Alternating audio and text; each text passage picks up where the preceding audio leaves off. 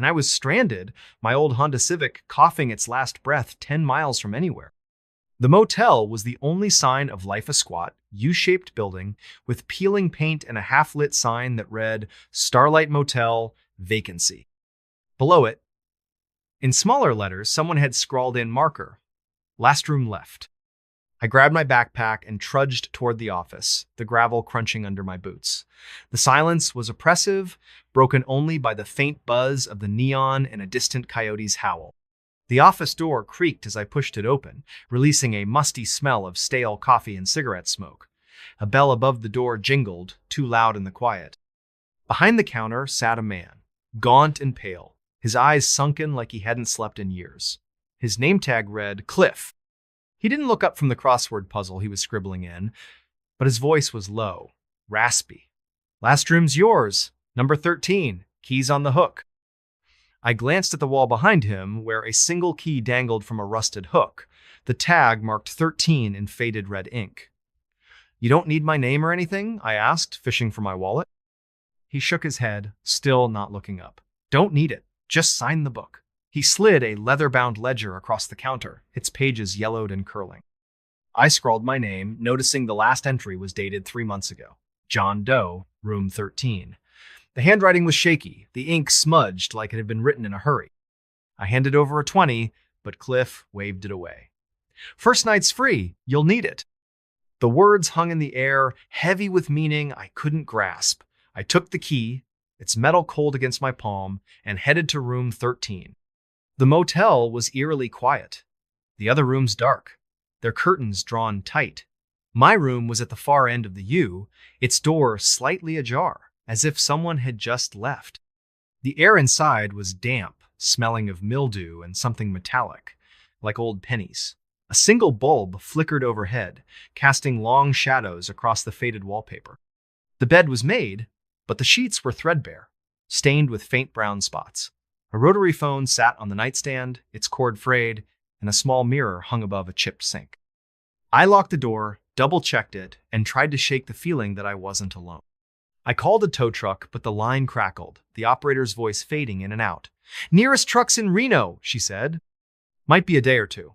I hung up, frustrated, and lay on the bed, staring at the water-stained ceiling. That's when I heard a faint tapping, like fingers drumming on glass. It came from the window, but when I pulled the curtain back, there was nothing, just the empty parking lot and the neon signs flicker. The tapping stopped, then started again, this time from the mirror. I froze, my reflection staring back, but it felt wrong, like the face wasn't quite mine. My eyes looked too wide, my skin too pale. I covered the mirror with a towel, telling myself it was just exhaustion. Sleep didn't come easy. The tapping continued. Irregular but persistent, now joined by a low hum, like a refrigerator running in another room. I pulled the pillow over my head, but the sound burrowed into my skull, vibrating in my teeth. Around midnight, the phone rang, a shrill, jarring sound that made me bolt upright. I hesitated, then picked it up. Static crackled, thick and heavy, but beneath it, I heard a voice as soft, almost a whisper, saying my name, Nora, stay. I slammed the receiver down, my heart pounding. The hum stopped, but the silence was worse, thick and suffocating, like the room was holding its breath. The next morning, I went back to the office, determined to get answers. Cliff was there, still hunched over his crossword as if he hadn't moved. Who else is staying here? I asked, trying to keep my voice steady. I heard noises last night. He didn't look up. Just you. Last guest checked out months ago. But the ledger? Folks come and go, he said, his pencil scratching the paper. Room 13 special, always the last one taken. I pressed him, but he wouldn't say more, just pointed me to a diner across the road for breakfast. The diner was a relic, its chrome stools rusted, its formica counters chipped. The waitress, a woman with gray hair and a permanent frown, poured me coffee that tasted like tar. I asked about the motel, hoping for some local gossip. Her eyes narrowed. Starlight? You're staying there? She leaned in, her voice low. Get out before dark. That place, it don't let go of everyone. She wouldn't elaborate, just shuffled away, muttering about bad ground. I left a tip and headed back, my unease growing. The motel felt different in daylight, the shadows sharper, the air heavier. I decided to poke around, see if I could find anything about room 13 or the strange noises. The other rooms were locked, their windows boarded or covered with grime. But behind the motel, hidden by overgrown sagebrush, I found a storm cellar, its doors padlocked but rusted through. I pried them open with a crowbar from my car, the hinges screaming in protest. The cellar was dark, the air thick with the smell of wet earth and decay. My flashlight revealed shelves lined with jars, their contents murky, floating in cloudy liquid. Old furniture was stacked against the wall shares, a dresser, a cracked mirror like the one in my room. In the corner, under a tarp, was a box of papers, receipts, maintenance logs, and a guest ledger, different from the one in the office. Its pages were filled with names, all for room 13, dating back decades. Each entry had a note beside it. Didn't leave, gone by morning, heard the song. My name was there too, in my own handwriting, dated yesterday. But I hadn't written in this ledger. I'd signed the one in the office. My hands shook as I stuffed the ledger into my backpack. I needed to get out, tow truck or not. But as I climbed out of the cellar, I heard it again, the tapping, louder now, coming from the direction of my room. I ran back, my boots slipping on the gravel, and found the door to room 13 wide open. Inside, the mirror was uncovered, the towel neatly folded on the bed. My reflection stared back, but it wasn't right. My eyes were wrong, too dark, and my mouth was moving, humming a tune I didn't know. I grabbed my bag and bolted for the car, but the key wouldn't turn. The engine sputtered, then died, the dashboard lights flickering like the neon sign. The tapping was everywhere now, on the windows, the roof, the hood, a relentless rhythm that matched the hum in my head. I stumbled out, the desert air cold against my skin, and ran toward the highway, hoping to flag down a car. But the road was empty. The horizon swallowed by a creeping fog that hadn't been there an hour ago. I don't know how long I walked, but the motel kept appearing, no matter which direction I went. The neon sign glowed brighter, the words, "Last room left," pulsing like a lure. I tried to call for help, but my phone was dead. Its screen cracked, showing a photo I hadn't taken. Me standing in room 13, my face blank, my hands pressed against the mirror. Desperate, I went back to the office. Cliff was gone, the crossword abandoned, half finished. The ledger was open, my name now circled in red ink with a new note, singing. I tore through the office, looking for anything, a phone, a map, a way out. In a drawer, I found a Polaroid, faded but clear. A woman in room 13, her face pale, her eyes empty, standing in front of the mirror. On the back, in the same shaky handwriting as the ledger, "She stayed too long." The hum was louder now, a song without words, pulling me back to room 13. I fought it, my nails digging into my palms, but my feet moved anyway, step by step, until I was standing in the room again. The mirror was waiting, its surface rippling like water. My reflection smiled, but I wasn't smiling. It raised a hand, beckoning, and I felt a tug, not just in my mind, but in my chest, like something was unraveling inside me. I don't know how I broke free. I remember screaming, smashing the mirror with the phone, glass shattering across the floor. The hum stopped, the room silent, but the air was thick, heavy with the scent of blood. I ran, leaving everything, my bag, my car, my sanity. I hitchhiked to Reno, my hands trembling, my mind replaying the song I couldn't shake. I told myself it was over, that I'd escaped. But it's not over. The hum is still there, faint but growing, like a radio signal tuning in. At night, I see the motel in my dreams, the neon sign flickering, the mirror whole again, my reflection waiting. Last week, I found a key in my pocket, rusted and cold, marked 13. I live in a city now, far from the desert, but yesterday, I saw Ita neon sign in an alley, flickering pink, the words, "Last room left," glowing in the dark. I don't sleep anymore. The song is louder, and sometimes I catch myself humming along, my voice, not my own. I don't know what the Starlight Motel is, or what it wants, but it's not done with me. If you're ever on Route 17, if you see a neon sign in the desert, keep driving. Don't stop. Don't take the key. Because once you check into room 13, you never check out. The hollow choir. The rain came down in sheets, a relentless gray curtain that blurred the world beyond the windshield. I was driving home from a weekend in Portland, my headlights cutting weak beams through the storm as I navigated the winding backroads of southern Oregon. The radio had long since fizzled into static, leaving only the rhythmic thump of wipers and the hiss of tires on wet asphalt. I was tired, bone tired after a fight with my girlfriend that had left me raw and restless. Maybe that's why I didn't notice the sign at first. It was small, rusted, leaning crookedly at the edge of the road like it had been forgotten for decades. Hollow Creek, 3 miles. I frowned, squinting through the rain. I'd driven this route 100 times, and I'd never seen a turnoff for any place called Hollow Creek. My GPS was useless out here, the screen stuck on a loading spiral, so I figured it was just an old logging road or some ghost town marker. Still, something about it tugged at me, a faint, uneasy pull, like a whisper you can't quite hear but feel in your chest. I kept driving, the sign fading into the rearview mirror, but the name stuck with me. Hollow Creek. It sounded wrong, like a name you'd find scratched into the bark of a tree in a place nobody goes. 10 minutes later, the rain got worse. A deluge that turned the road into a river. My old Civic started to hydroplane, the wheel jerking in my hands. I cursed, slowing to a crawl, when my headlights caught something up ahead, a flicker of white through the trees. It was a figure.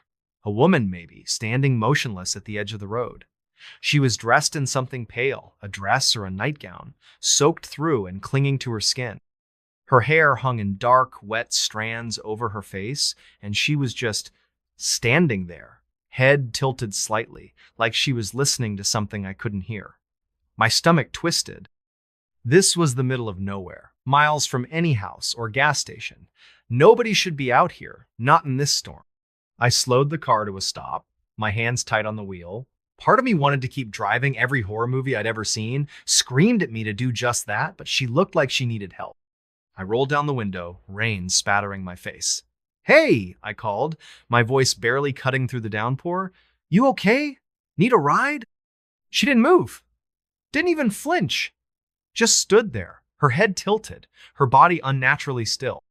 The air felt heavy, like the storm was pressing down on me, and I swear I heard something a low hum, like a distant choir, rising and falling with the wind. I leaned out further, shouting again, but before I could say anything else, she turned and walked into the trees. Not ran. Walked. Slow, deliberate, like she knew exactly where she was going. I sat there, heart pounding, staring at the spot where she'd vanished. The hum was gone, replaced by the drumming rain and my own uneven breathing. I told myself it was nothing. A drifter maybe, or someone from a nearby campsite. But the unease lingered, sharp and cold, like a blade against my spine. I glanced at the dashboard clock 11:47 p.m., and decided I needed to get moving. That's when I saw the sign again. Hollow Creek, 3 miles. My breath caught. It was the same sign, same rusted edges, same faded letters, but I hadn't turned around. I'd been driving straight, no loops, no detours. There was no way it could be here again. I pressed the gas, harder than I meant to, the tires spinning before catching. I didn't care. I just wanted to get out of there, away from that sign, that woman, that hum that still echoed faintly in my skull. But the road didn't cooperate. It twisted, narrowed, the trees closing in until their branches scraped the sides of my car. The headlights flickered, and for a split second, I thought I saw her again, standing in the middle of the road, her pale dress glowing in the dark. I slammed on the brakes, my chest heaving, but there was nothing, just rain and shadows. Then the engine died. The silence was worse than the storm. No hum of the motor, no wipers, just the rain hammering the roof like 1,000 tiny fists. I turned the key, but the car only clicked, dead as a stone.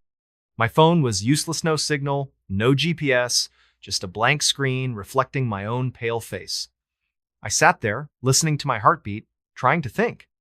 The sign had said Hollow Creek was 3 miles away.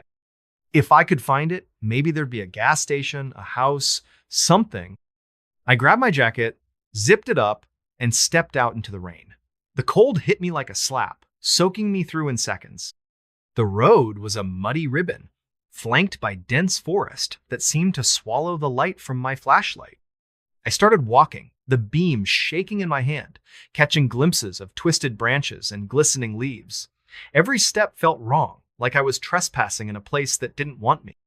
The air smelled of wet earth and something else, something sharp, like ozone or burnt metal. After what felt like an hour, I saw lights ahead. Not headlights, but a faint, flickering glow, like candles in a window. As I got closer, I realized it was a town or what was left of one. A cluster of buildings, half collapsed, their wooden facades rotting and streaked with moss. A faded sign read, "Welcome to Hollow Creek Est, 1883." The letters were barely legible, eaten away by time and weather. The street was empty, the buildings dark, except for that flickering light coming from what looked like a church at the far end. Its steeple leaned crookedly, like it might topple at any moment, but the windows glowed with a soft amber warmth. I don't know why I went toward it. Maybe it was the cold, or the hope of finding someone who could help. Maybe it was something else, something I couldn't name, pulling me like a hook in my chest.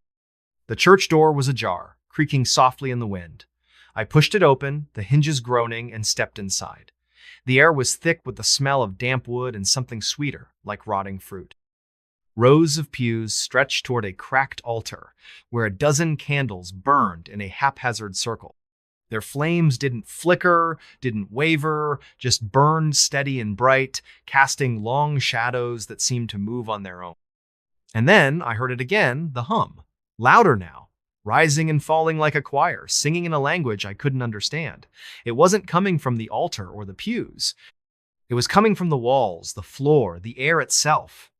My skin prickled, every nerve screaming at me to run, but my feet wouldn't move. I was frozen, staring at the shadows, on the wall shadows that weren't mine. They were human-shaped, but wrong.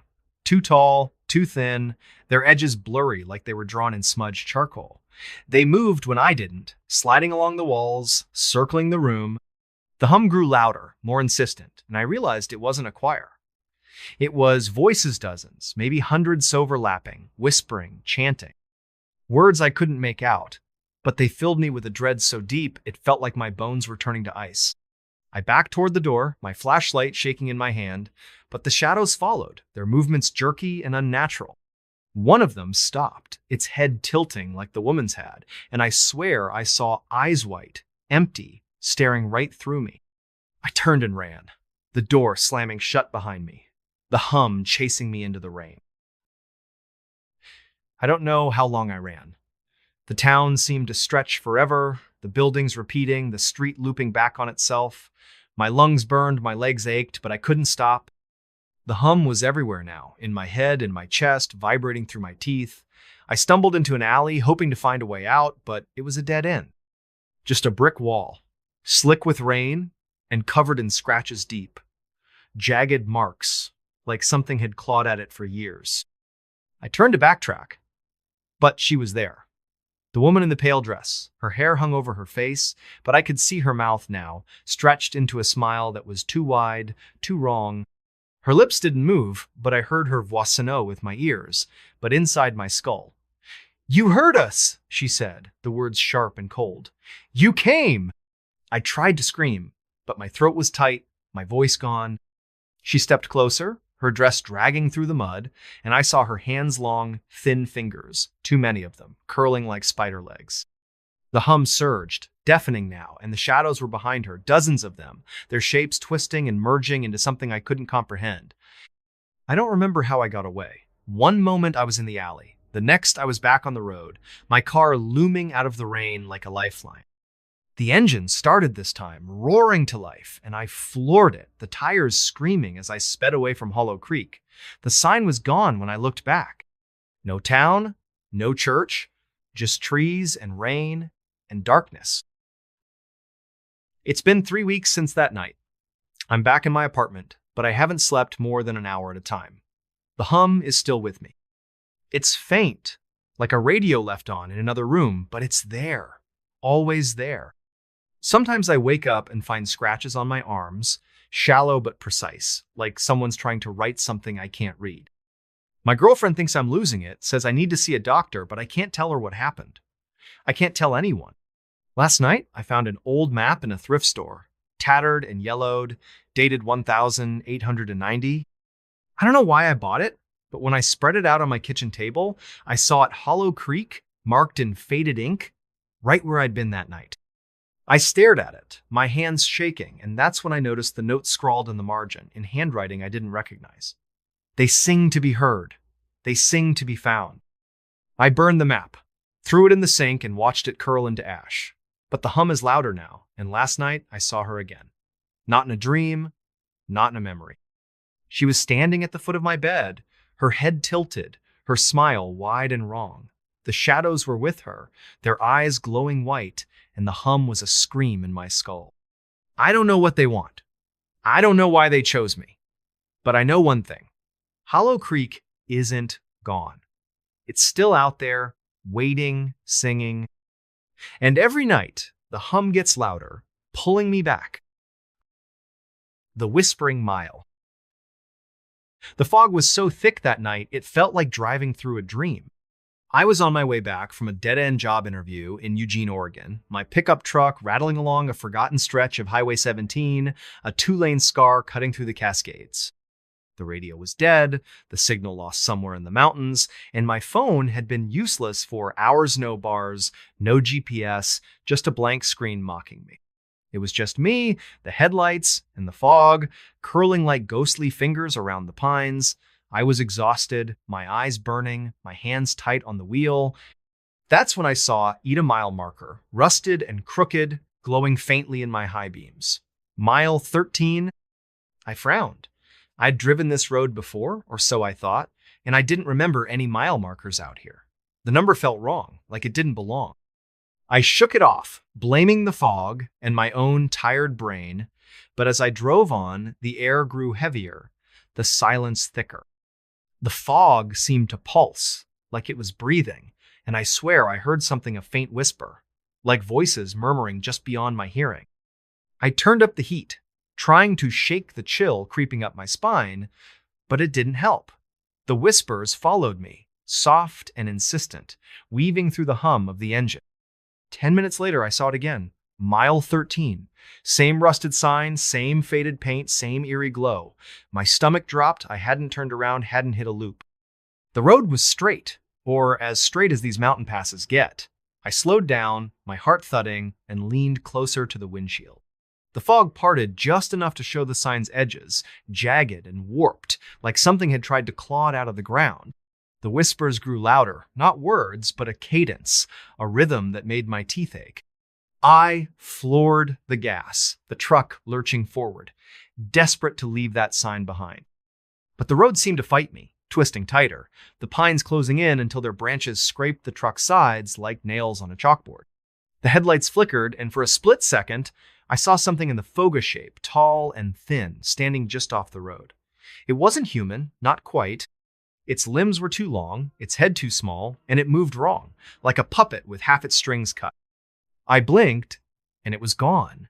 But the whispers surged, filling the cab with a sound that wasn't sound, a pressure that squeezed my skull.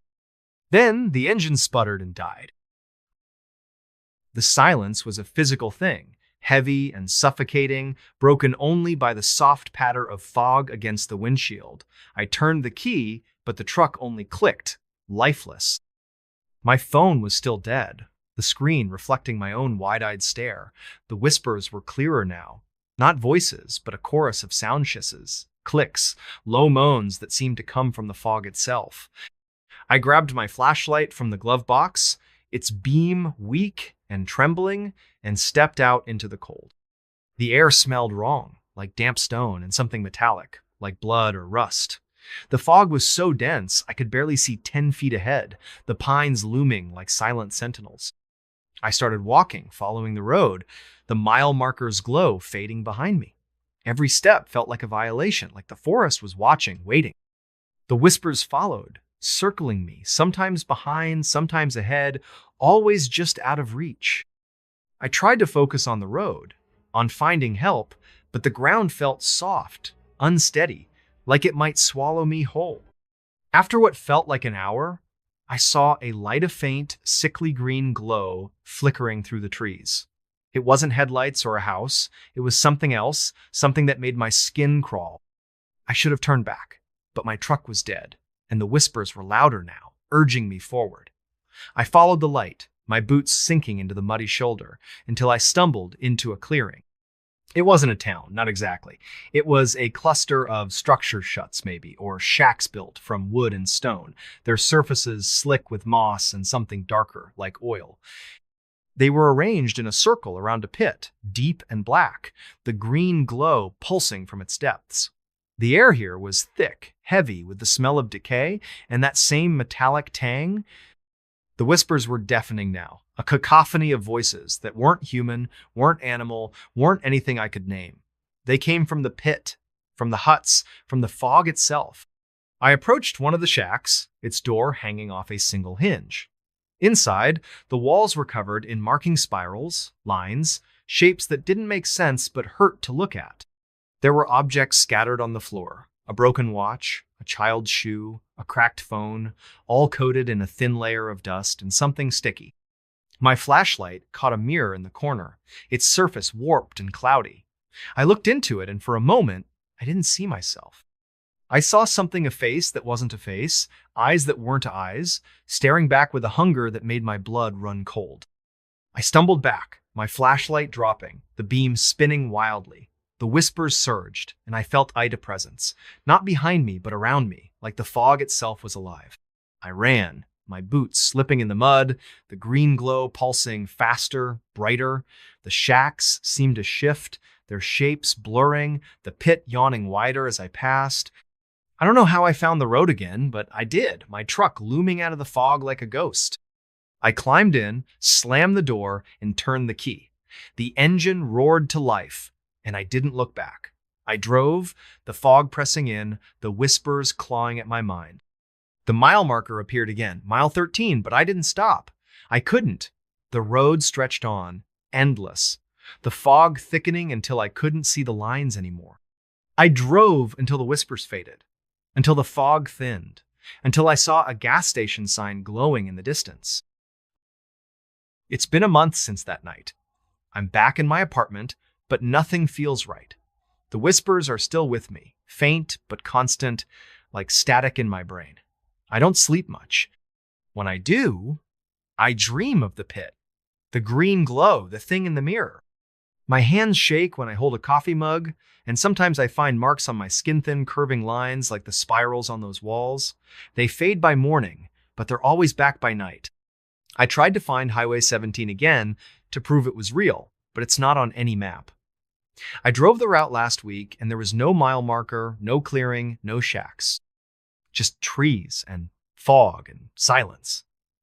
But yesterday, I found something in my truck, tucked under the passenger seat, a piece of stone, smooth and cold, carved with a spiral that makes my eyes ache.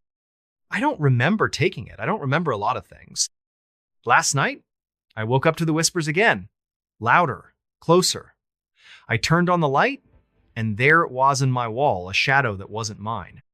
Too tall, too thin, its head tilted like it was listening. I blinked, and it was gone, but the whispers stayed, and so did the glow of faint green light seeping from under my bedroom door. I don't know what I found out there, on mile 13. I don't know what followed me home. But the whispers are growing louder, and every night they call me back to the fog, to the pit, to the thing that isn't a thing. And I'm starting to think it's not a question of if I'll go back, but when. The Whispering Pines. I don't know why I kept the old cassette tape. It was just sitting there in a cardboard box labeled Dad's Junk when I cleaned out his attic after he passed. Most of it was worthless rusted tools, faded Polaroids, a couple of fishing lures tangled in twine. But that tape, labeled Pine Hollow, 1993 in his shaky handwriting, felt different. Heavy, somehow. I should have tossed it. I wish I had. My name's Caleb, and I'm not the kind of guy who believes in ghost stories. I'm a mechanic, 34 years old, living in a one-bedroom apartment in Boise, Idaho. I fix engines, drink cheap beer, and mind my own business. But that tape, it's why I'm telling you this now, with my hands shaking and the lights on at 2 a.m. Because what I heard on it, what I found changed everything. It started last fall when I drove up to Pine Hollow, a speck of a town in northern Idaho, to settle my dad's estate. He'd lived there his whole life, a quiet man who kept to himself after Mom left when I was a kid. Pine Hollow's the kind of place you'd miss if you blinked population 412, one gas station, one diner, and a whole lot of nothing else. The town's nestled in a valley surrounded by dense pine forests, the kind that seem to swallow sound and light. The air always smells like sap and damp earth, and the wind carries this low, eerie whistle when it cuts through the trees. Dad's house was a sagging two-story on the edge of town, backed right up against the woods. The attic was a mess, and I spent days sorting through his stuff. That's when I found the tape tucked inside a metal fishing tackle box. No player, just the cassette, its plastic case cracked but intact.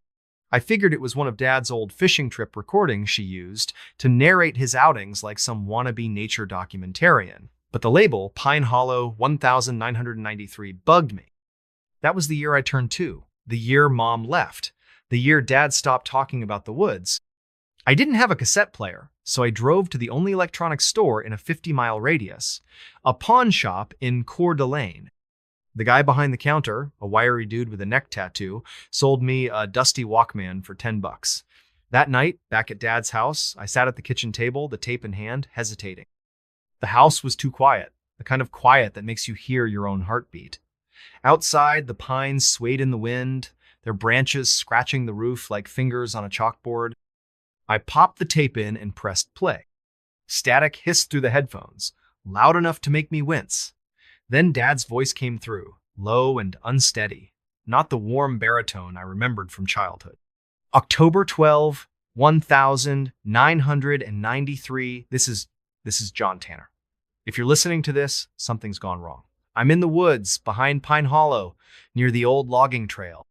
I don't know what's out here, but it's not right. A pause. Wind howled through the recording, sharp and biting. Then a low, guttural hum, like a distant machine, but softer, almost alive. My skin prickled. It started 3 nights ago. I saw something out here, in the trees. Eyes, maybe. Too big to be a bear, too still to be human. I thought it was nothing, just my head playing tricks. But it's been following me. Watching. Last night, it got closer. I heard it whispering my name. The tape cut out for a second, then snapped back. Dad's voice was quieter now, like he was crouching, hiding. I'm leaving this here in case I don't make it back. If you find this, don't come looking for me. Don't go into the pines. The recording ended with a sharp click. I sat there, frozen, the Walkman still buzzing faintly in my ears. The kitchen felt colder, the shadows deeper.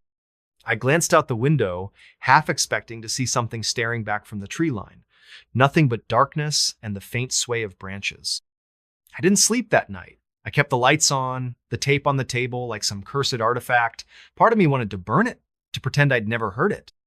But another part, the part that remembered Dad's haunted eyes when he'd talk about the woods, needed to know more. The next morning, I drove to Pine Hollow's diner, a greasy spoon called Mabel's. The place smelled like burnt coffee and bacon, and the vinyl booths were cracked from years of use.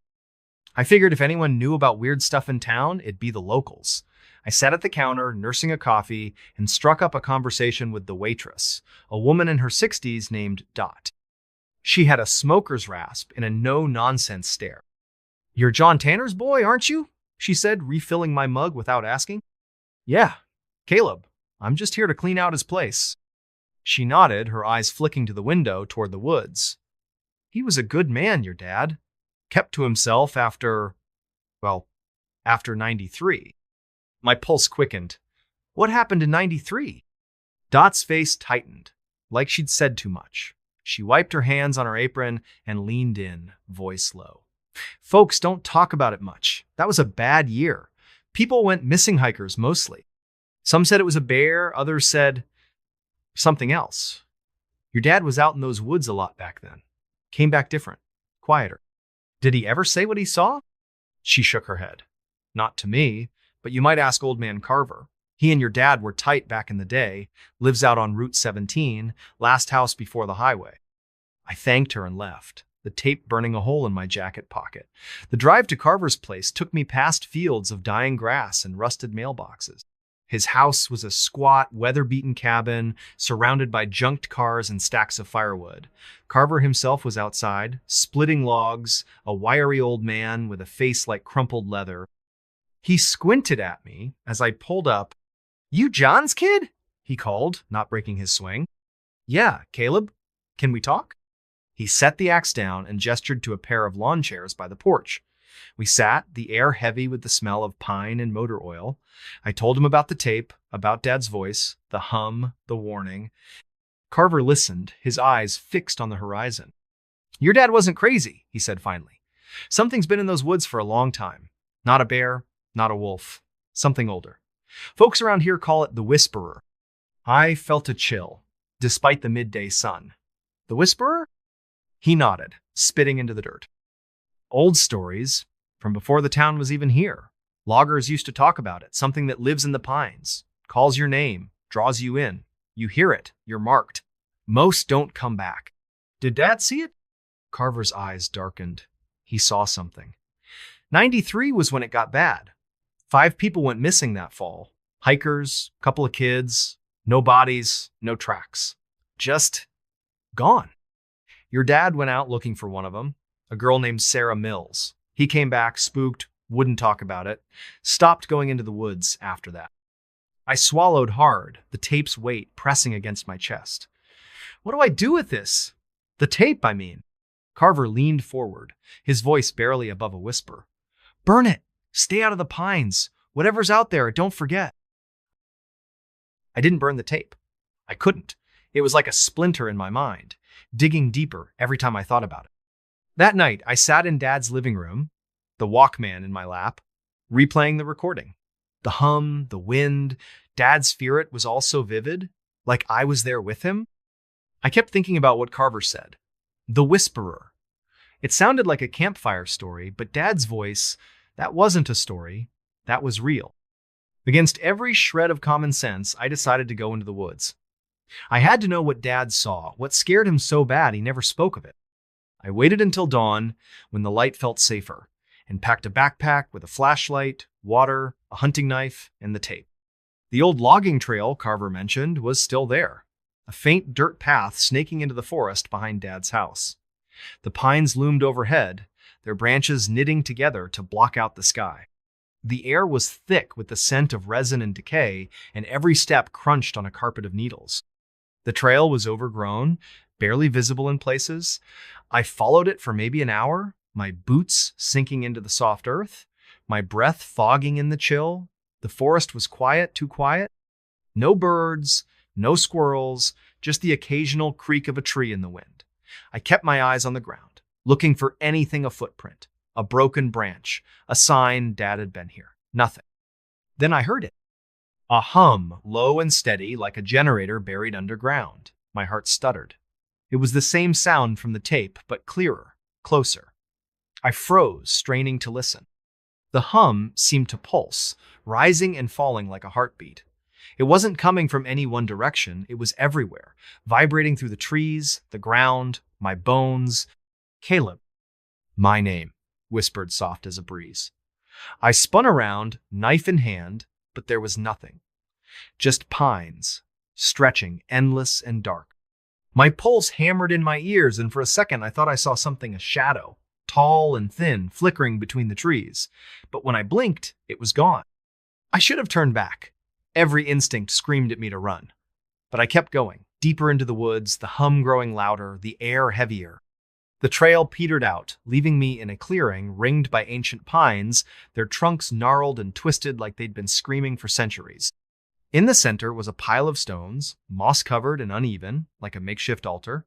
Scratched into one of the stones was a Cymbola spiral with jagged lines radiating out, like a sun with broken rays. The hum was deafening now, a low throb that made my teeth ache. I knelt by the stones, my hands shaking as I brushed away the moss. Beneath it, carved into the rock, was a name, Sarah Mills. My stomach dropped. The girl Carver mentioned, the one Dad went looking for. There were other names too, half erased by time. Thomas Reed, 1,978. Ellen Carter, 1,965. James Holt, 1,952. Dozens of them etched into the stones like a memorial or a warning. Caleb.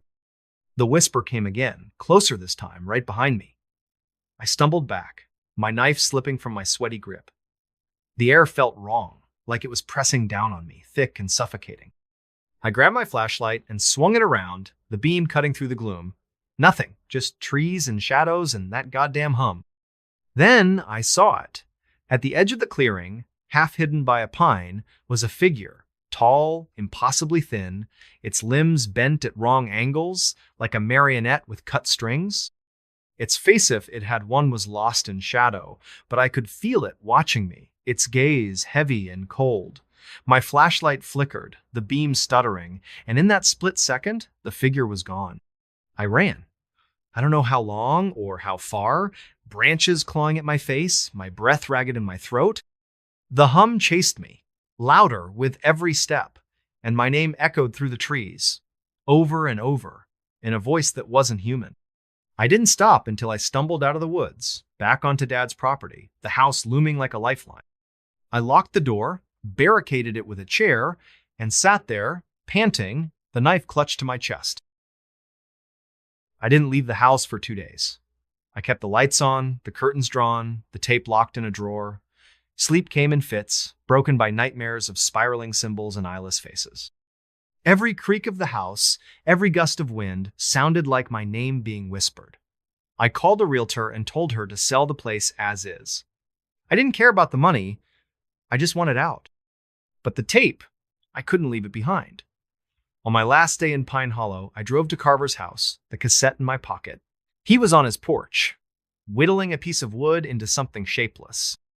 I told him what I'd seen, what I'd heard. He didn't look surprised. "You saw it," he said, not a question. "The Whisperer." "What is it?" My voice cracked, and I hated how small it sounded. Carver set his knife down, his eyes distant. "No one knows. Some say it's a spirit tied to the land. Others say it's older, something that was here before the trees, before the people. It takes what it wants. Marks you, calls you, pulls you in. Your dad got away, but most don't." "Why didn't he tell me?" Carver sighed. "He wanted to protect you. Thought if he stayed quiet, it'd leave you alone. But you went looking. You heard it call your name." I handed him the tape. "Burn it, please." He took it, his fingers brushing mine, and nodded. I drove back to Boise that night, the rearview mirror empty, but my nerves screaming. I kept checking, expecting to see that figure in the road, its broken limbs swaying. It never came. That was 6 months ago. I'm back in Boise, back to fixing cars, back to my routine, but it's not the same. I don't sleep much. I keep the TV on at night, drowning out the silence. Sometimes, when the wind blows just right, I swear I hear that hum, faint and far away. Sometimes, in the quiet moments, I hear my name. I checked online, trying to find anything about Pine Hollow, about the missing people. There's nothing, just a few articles about hikers lost in the 90s, no details, no follow-up. The town's barely a blip on the map. I called Carver last week, but his phone's disconnected. I don't know if he burned the tape. I don't know if it matters. Last night, I found something in my apartment, tucked behind the couch. A cassette tape, cracked plastic case labeled Pine Hollow 1993. I don't know how it got there. I don't want to know. I locked it in a drawer, but I can still hear it, even now as I type this. The hum, the whisper, my name. If you're reading this, if you find this story, do me a favor. Stay out of the pines. The hollow beneath. I don't tell this story to scare people. I tell it because I need someone to believe me. My name's Hannah, and I'm 29, a nurse who moved to Black Creek, Montana, 2 years ago for a job at the county clinic. Black Creek's a nowhere town, population 600, surrounded by endless wheat fields and a single stretch of forgotten highway. The kind of place where the sky feels too big and the nights too dark. I thought it'd be quiet, a fresh start after a bad breakup.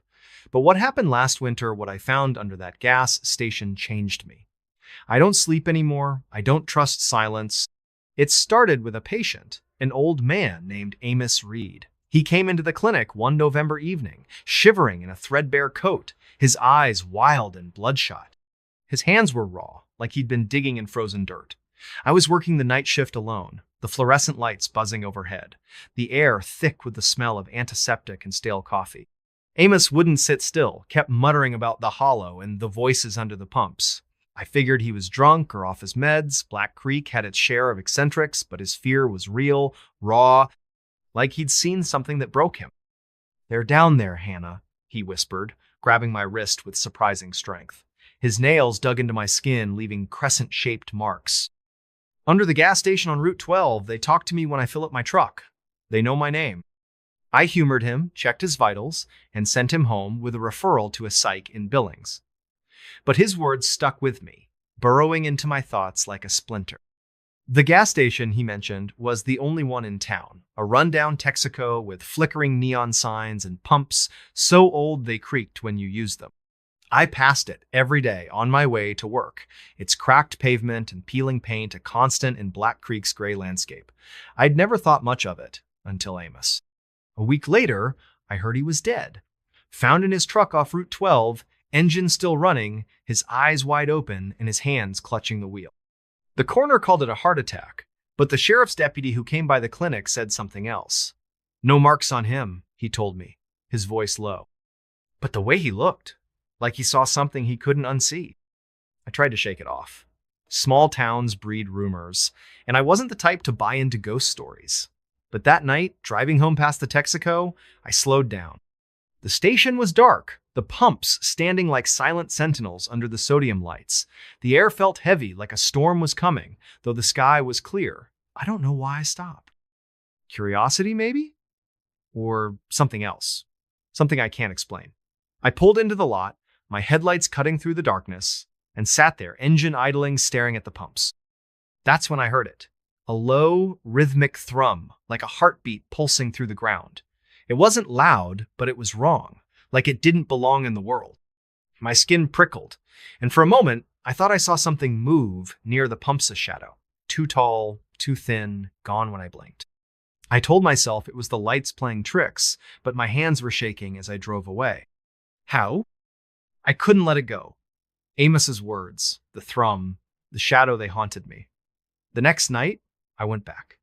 It was stupid, I know, but I needed answers.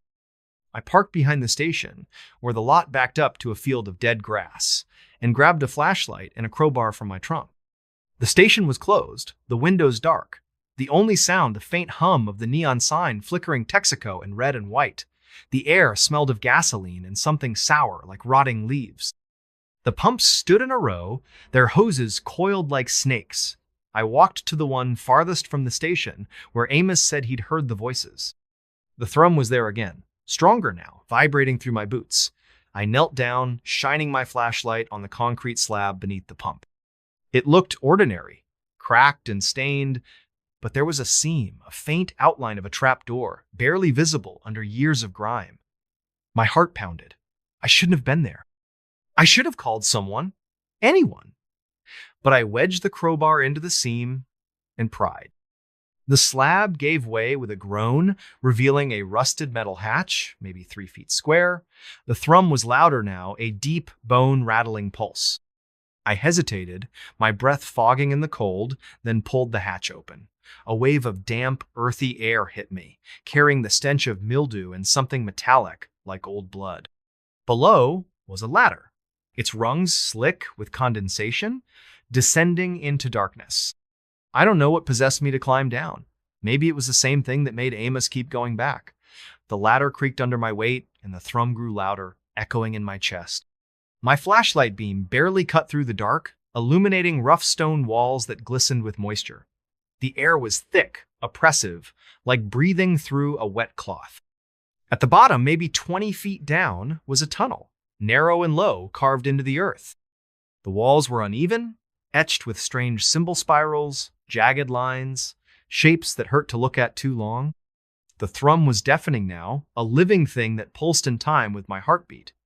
I followed the tunnel, my flashlight shaking in my hand, the crowbar heavy in the other. The air grew colder, the smell of blood stronger. The tunnel opened into a chamber, maybe 30 feet across, its ceiling lost in shadow. The floor was dirt, soft and wet, and in the center was a pit, perfectly round, maybe 10 feet wide. The thrum came from there, a deep, unending drone that made my teeth ache. I edged closer, my flashlight beam trembling. The pit was deep, too deep for the light to reach the bottom. But there was something down there movement, faint and fluid, like oil shifting in water. And then I heard it. My name, Hannah. A whisper, soft and dry, like leaves scraping stone. It didn't come from the pit. It came from behind me. I spun around, my flashlight catching nothing but empty air. The chamber felt smaller, the walls closer, like they were breathing. Hannah. The whisper came again, from the left now, then the right, circling me. My pulse roared in my ears, and I backed toward the tunnel, my crowbar raised. The shadows moved, not like a person, not like anything I could name, just shapes, tall and wrong, flickering at the edge of my light. I ran. The tunnel seemed longer going back, the symbols on the walls pulsing in time with the thrum. My flashlight flickered, the beam stuttering, and the whispers followed, my name over and over, in voices that weren't humansome, deep and guttural, others high and sharp, like children but cruel. I climbed the ladder, my hands slipping on the rungs, the crowbar clattering into the dark below. When I reached the hatch, I slammed it shut and dragged the concrete slab back into place, my arms burning with the effort. I didn't stop running until I was in my car, doors locked, engines screaming as I tore out of the lot. The thrum faded, but the whispers didn't. They followed me home, faint and distant, echoing in my head as I locked every door and window, drew the curtains, and sat on my couch clutching a kitchen knife. I didn't go to work the next day, or the day after. I called in sick, my voice shaking as I lied about the flu. I couldn't tell anyone what I'd seen, what I'd heard. They'd think I was crazy, like Amos. But I wasn't crazy. I knew what was down there. Something old, something that knew my name, something that wanted me to come back. I tried to research the gas station, the town, anything that could explain it. Black Creek's records were sparse, but I found a mention in an old newspaper clipping from 1957 buried in the library's microfiche. A construction worker had gone missing while installing the station's fuel tanks. No body, no trace, just a note that the ground was unstable and the project was delayed. Another article, from 1972, mentioned a string of disappearance struckers, mostly last seen at the Texaco. The locals called it bad luck. I knew better. I went back to the station one last time, in broad daylight, because I needed to know it was real. The hatch was still there, the concrete slab undisturbed, but the seam was tighter, like someone or something had sealed it. The thrum was gone, the air still. I didn't dare open it again. I poured salt around the pumps, a trick my grandma swore by, and left. That was 3 months ago. I quit my job, moved to Missoula, tried to start over. But it's not over. The whispers come at night, faint but clear, my name slipping through the walls of my apartment. I've seen shadows outside my window, too tall, too thin, gone when I turn on the light. Last week, I found dirt under my fingernails, black and wet, like the soil from that chamber. I don't remember digging. I drive a different route now, avoiding highways, avoiding gas stations. But I know it's still out there, under Black Creek, under the pumps, waiting. It knows my name. It knows I found it. And it's patient. If you're ever in Black Creek, filling up at that old Texaco, listen close. If you hear a thrum, a whisper, your name in the dark run, don't look back. Don't go down. The Lantern Road. I never believed in places that could watch you. Not until I found the Lantern Road. My name's Caleb Hart, a surveyor for a land development company sent to scout a forgotten stretch of land in northern Maine. The job was simple: map an old logging route for a potential resort. The client provided coordinates and a single instruction: follow the lanterns. I thought it was a quirky way to mark the trail, nothing more. But the moment I stepped onto that road, I knew I'd walked into something wrong, something that had been waiting. It started with a phone call from my boss, Karen, late on a Friday. She sounded rushed, her voice clipped. "Caleb, we got a rush job. Some rich guy wants a survey of a plot near Millinocket. Old logging road, unmarked, no name. Locals call it the Lantern Road. You're the only one free. Can you be there by morning? I wasn't thrilled. Millinocket was a 6-hour drive from my place in Bangor Butt. The pay was double, and I needed the cash. She emailed me the coordinates and a grainy photo of a dirt path lined with rusted lanterns. Their glass cracked, their frames twisted. The caption read, "Follow the lanterns. Don't stray." I figured it was some eccentric landowner's idea of a landmark. I arrived at dawn. The sky, a dull gray that seemed to press down on the forest. The coordinates led to a break in the trees, where a narrow path snaked into the woods. The Lantern Road was exactly as the photo showed. A rutted dirt track, barely wide enough for my Jeep, flanked by ancient lanterns every 50 feet or so.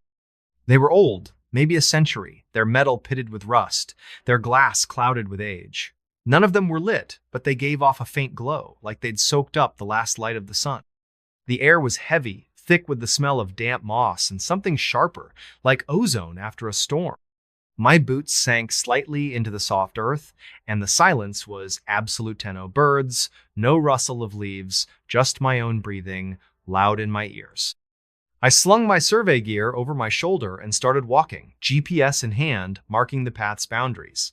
The lanterns were my guide, their eerie glow cutting through the morning fog. At first, it was routine. Measure distances, note elevations, snap photos.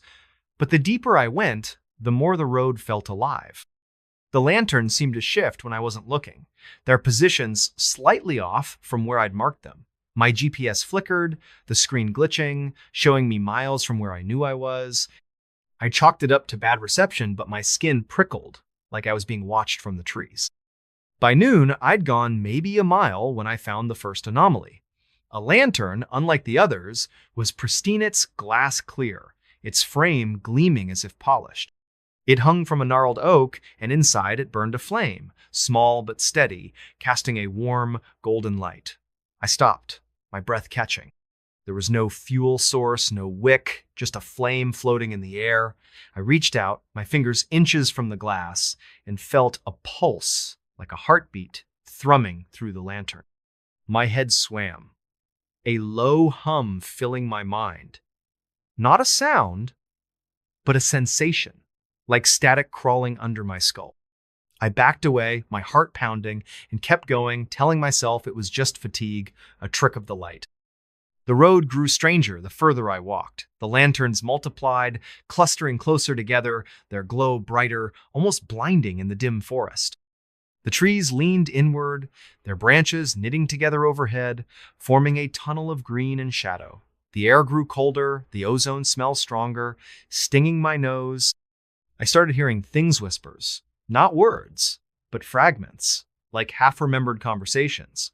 They came from the lanterns, their flames flickering in time with the sounds. Caleb, stay, see. My name, woven into the murmurs, made my stomach lurch. I checked my GPS again, but it was useless, the screen frozen on a blank grid. I don't know when I noticed the footprints. They were in the dirt beside the path, faint but clear, matching the tread of my boots. But I hadn't walked there. I'd stayed on the road, following the client's instructions. Don't stray. The prints led into the trees, disappearing into the underbrush. I told myself it was another hiker, maybe a hunter, but the forest was too quiet, too empty. I kept moving, faster now, my survey notes forgotten. The whispers grew louder, more insistent, and the lantern's flames pulsed, their lights strobing in a way that made my head throb. At dusk, I reached a clearing. The road ended abruptly, the lanterns forming a circle around a patch of bare earth. In the center stood a single lantern, larger than the others, its flame a deep, unnatural blue. The air around it shimmered, like heat rising from asphalt, and the hum in my head became a chorus, a cacophony of voices calling my name. I dropped my gear, my hands shaking, and approached the lantern. Up close, I saw it wasn't empty. Inside the flame, shapes moved faces, distorted and fleeting, their mouths open in silent screams. I recognized one, impossibly. My father, who died when I was a kid, his eyes wide with terror. I stumbled back, my breath ragged, and that's when I saw her, A woman standing at the edge of the clearing, her face hidden in shadow. She wore a long coat, tattered and gray, and her hands were clasped in front of her, holding something I couldn't see. The whispers stopped, the air still, as she stepped forward. Her voice was soft, almost tender, but it carried a weight that made my knees buckle. "You followed the lanterns," she said. "You always do." I tried to speak, to ask who she was, what this place was, but my throat was dry, my words stuck. She moved closer, her face still obscured, and I saw what she held. A lantern, identical to the one in the center, its flame blue and writhing. "They want to show you," she said, her voice curling into my thoughts. "Look." I didn't want to, but my eyes were drawn to the flame.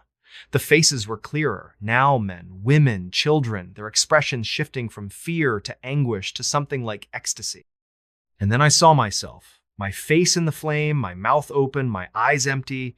The hum surged, filling my skull, and I felt Ida pull like a tide dragging me under. The woman's hand touched my shoulder, cold and heavy, and she whispered, "Join us." I don't know how I broke free. One moment, I was staring into the flame. The next, I was running, the lantern's light blurring past me. The road seemed to twist, the path looping back on itself. The lanterns multiplying, their flames roaring now, a wall of fire and sound. The whispers screamed my name, and the woman's voice was everywhere, soft and relentless. "You can't leave. You're already here." My legs burned, my lungs ached, but I kept running, the forest a maze of shadows and light. I woke in my Jeep, parked at the edge of the highway, my clothes soaked with sweat, my gear gone. The sun was high, the forest silent again. My GPS was blank, its memory wiped, and my phone showed no signal, no record of the photos I'd taken. I drove back to Bangor, not stopping until I reached my apartment. I told Karen I'd gotten sick, couldn't finish the job. She didn't push, but her voice was strange, distant, like she knew I was lying. I tried to forget the lantern road, but it's in me now. At night, I hear the hum, faint but growing, and I see the lanterns in my dreams, their flames flickering behind my eyes. I've found scratches on my arms, thin and precise, like they were carved by something sharp and deliberate. Last week, I found a lantern on my doorstep, small and rusted, its flame burning softly. I didn't touch it, but I heard her voice, the woman's whispering from inside, "He'll come back." I've moved twice since then, but the hum follows and the lanterns keep appearing in my porch, in my car, outside my window. I don't know what they are or what they want, but I know they're not done with me. If you're ever in Maine, if you see a dirt road lined with lanterns, don't follow them. Don't look at the flames. Because once you do, the road doesn't let you go. The hollow bell. The bell rang at 3:17 a.m. A single low chime that echoed through the empty streets of Coldwater, Montana, and woke me from a dead sleep. I'm Theo Grant, a mechanic by trade. Not the kind of guy who spooks easily, but that sound it wasn't right. It came from the old church at the edge of town, a sagging relic no one stepped foot in since the 80s. The bell shouldn't have rung. Its clapper was long gone, stolen, or rusted away, and the church was boarded up, left to rot in the shadow of the Bitterroot Mountains. I lay in bed, my heart pounding, waiting for another chime. It didn't come. Just silence, thick and heavy, like the town was holding its breath. Coldwater's the kind of place where nothing happens. A gas station, a diner, a handful of houses, and a population you can count on both hands. I'd moved here 2 years ago, running from a bad breakup and a worse debt, figuring a nowhere town was the perfect place to disappear. But that night, the bell's chime stuck with me, a splinter in my mind. I couldn't shake the feeling it was calling me. The next morning, I drove to the church, my pickup rattling over the frost-cracked road. The air was sharp, smelling of pine and wet earth, with a faint metallic tang I couldn't place. The church loomed ahead, its steeple leaning slightly, like it was tired of standing. The windows were boarded, the paint peeling in long gray strips, and the door was padlocked, though the chain was rusted, brittle. I walked the perimeter, my boots crunching on frozen grass, looking for signs of a prank kids, maybe, or some drunk messing around. Nothing. Just the bell tower, its silhouette stark against the gray sky, and that uneasy feeling like eyes watching from the shadows. I stopped at Mabel's diner for coffee, hoping to shake off the chill. Mabel, a wiry woman with eyes like a hawk, poured me a cup and leaned on the counter. "Heard the bell last night," she said, not asking, just stating it like fact. "You check it out?" "Yeah," I said, sipping the bitter brew. "Nothing up there. You know what's with that bell?" Her face tightened, her fingers drumming on the counter. "Folks say it rings when someone's marked." Old story, not worth repeating. She turned away, busying herself with a coffee pot, but I caught the flicker of fear in her eyes.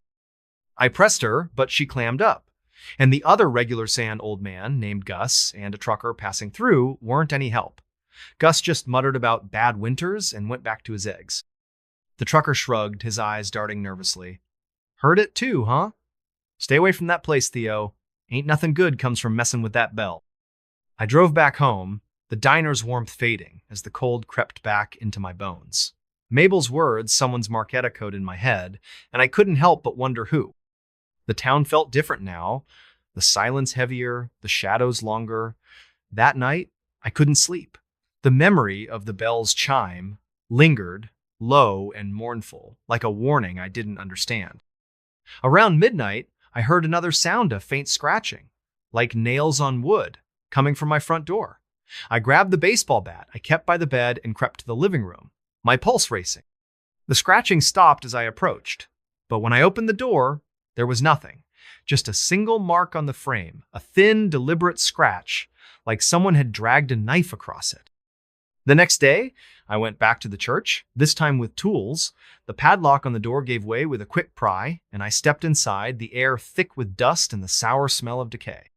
The pews were splintered, the hymnals moldy, their pages stuck together. I climbed the rickety stairs to the bell tower, my flashlight cutting through the gloom.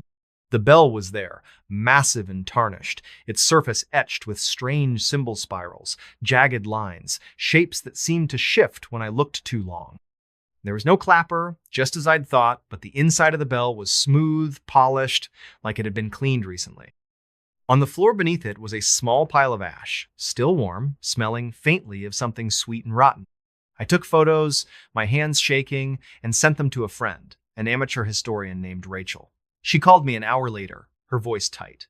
"Those symbols aren't random, Theo. They're old, pre-Christian, maybe older. Found on stones around here, tied to stories about the land choosing people. The bell, it's not just a bell, it's a signal. You need to leave." I laughed it off, told her she'd been reading too many ghost stories. But that night, the bell rang again.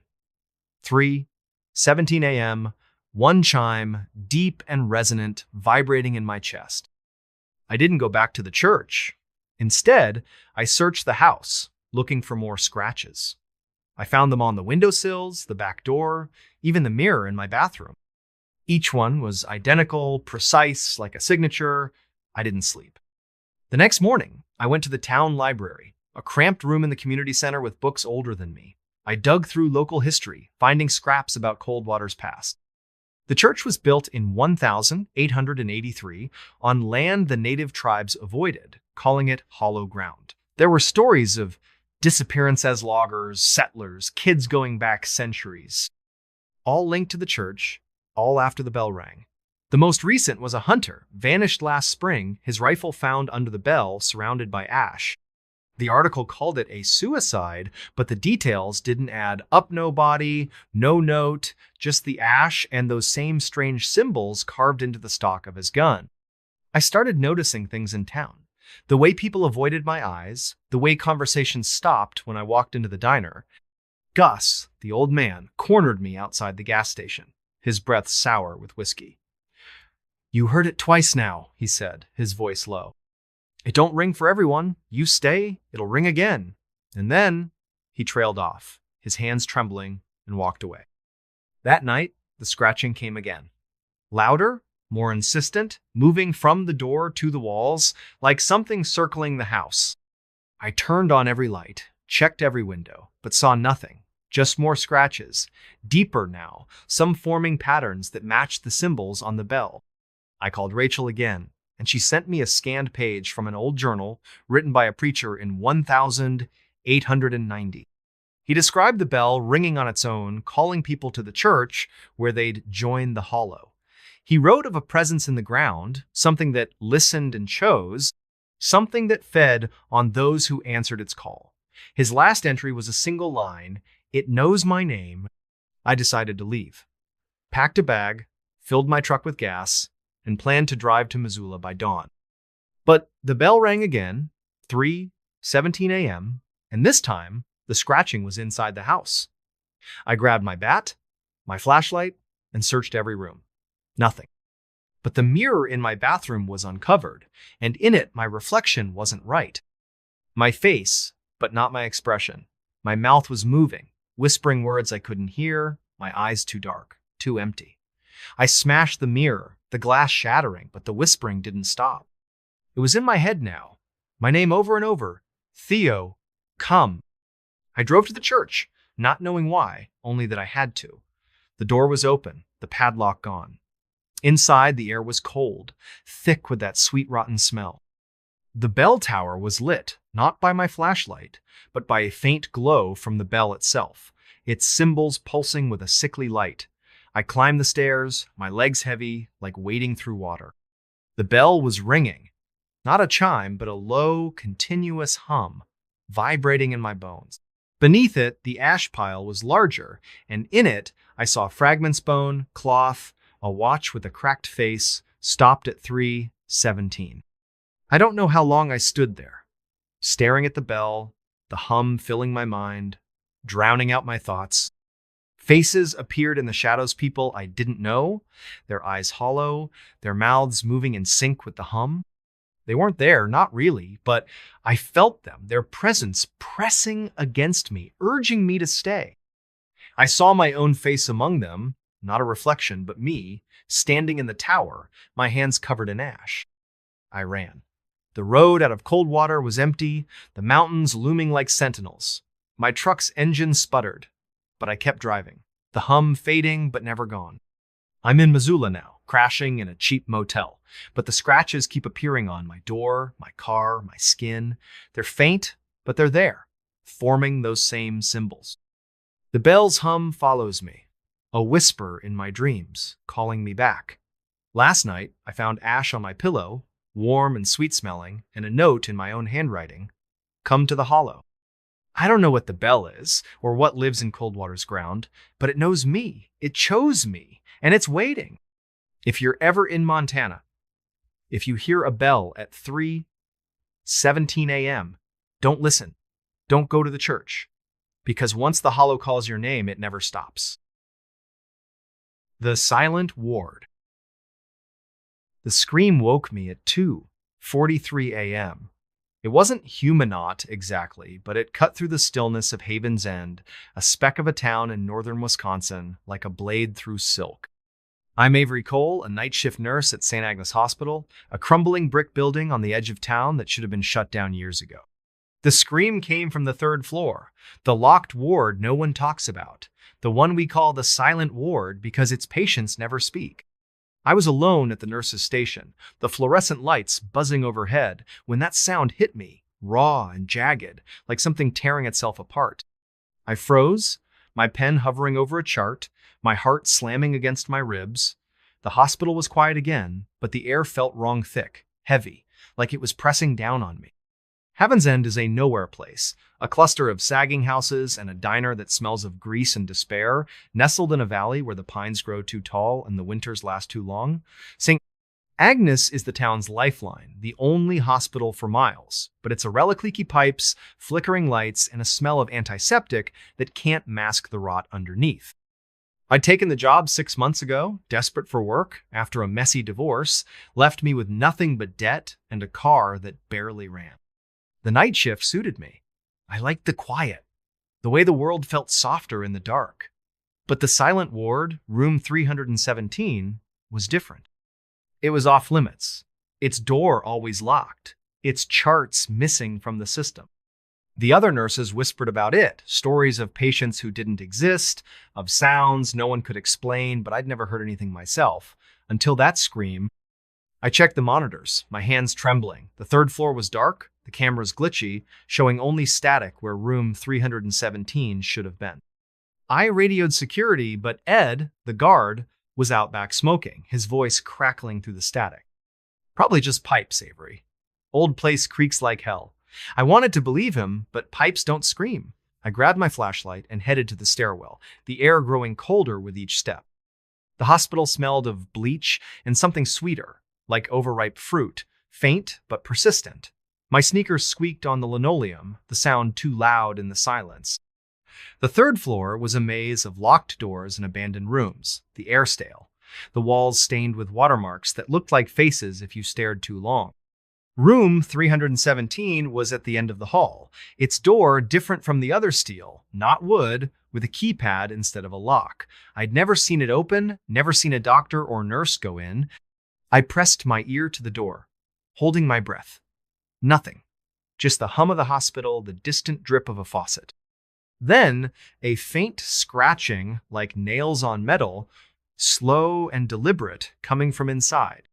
I backed away, my flashlight beam shaking, and noticed something new, a small symbol carved into the doorframe, a spiral with jagged edges. Like a wound. It hadn't been there yesterday. I didn't sleep when my shift ended. The scream stayed with me, looping in my head, and that symbol burned behind my eye. I drove to the diner, the only place open at 6 a.m., and asked Margie, the waitress, about the hospital. She'd lived in Haven's End her whole life, her face lined like old leather. "St. Agnes ain't right," she said, pouring me coffee that tasted like tar. "Built on bad land. Folks used to say the ground there listens." She wouldn't say more, just shook her head and muttered about keeping your distance. I couldn't let it go. That afternoon, I went to the town library, a cramped room in the community center with books that smelled of mildew. I found a history of Haven's End, a thin volume from the 70s. St. Agnes was built in 1910 on land donated by a reclusive family, the Harts, who'd vanished by 1920. There were stories of strange illnesses, patients who went mad, doctors who quit without explanation. The silent ward was mentioned once, in a footnote, room 317, reserved for special cases, closed to staff. No details, just a warning, do not enter without clearance. The book also mentioned the symbol I'd seen warding mark, tied to old stories about the land choosing people to speak for it. Back at the hospital that night, the air felt heavier, the lights dimmer.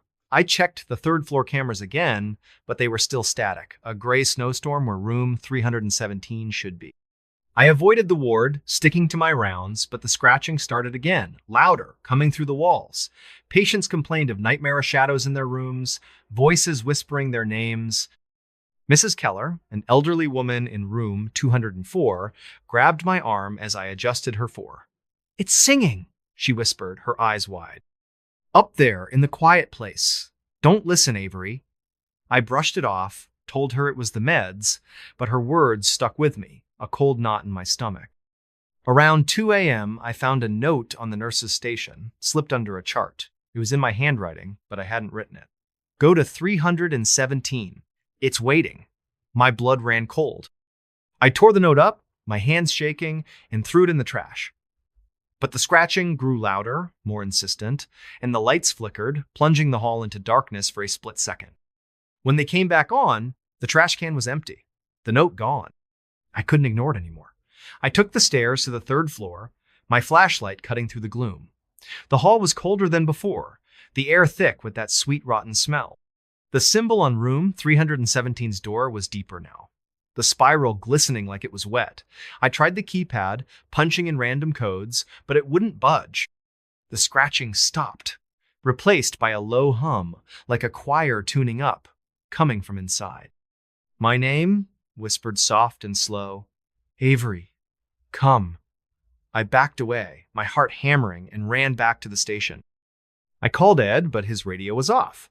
I tried the hospital's main line, but it was dead, just static and a faint hum that matched the one in my head. I searched the records room, looking for anything on room 317. Most of the files were missing, but I found a locked drawer in the back, its key taped under the desk. Inside was a single folder labeled Ward 317 Restricted. It held patient logs, but the names were redacted, replaced with numbers. Patient 12, admitted 1,943, non-responsive, transferred to 317. Disappeared. Patient 27, admitted 1,968, heard voices, transferred to 317. No record of discharge. Dozens of entries. All the Semino outcomes just gone. The last page was a photo, grainy and old, showing a nurse standing in front of room 317's door, her face blurred, the spiral symbol carved into her hand. I didn't sleep after my shift. I drove to Missoula, to a friend's house, needing distance, needing answers. Rachel, my historian friend, met me at a coffee shop, her laptop open to scans of old documents. St. Agnes was a dumping ground, she said, her voice low. People who didn't fit mental cases, drifters, anyone the town didn't want, they sent them to 317. No one came back.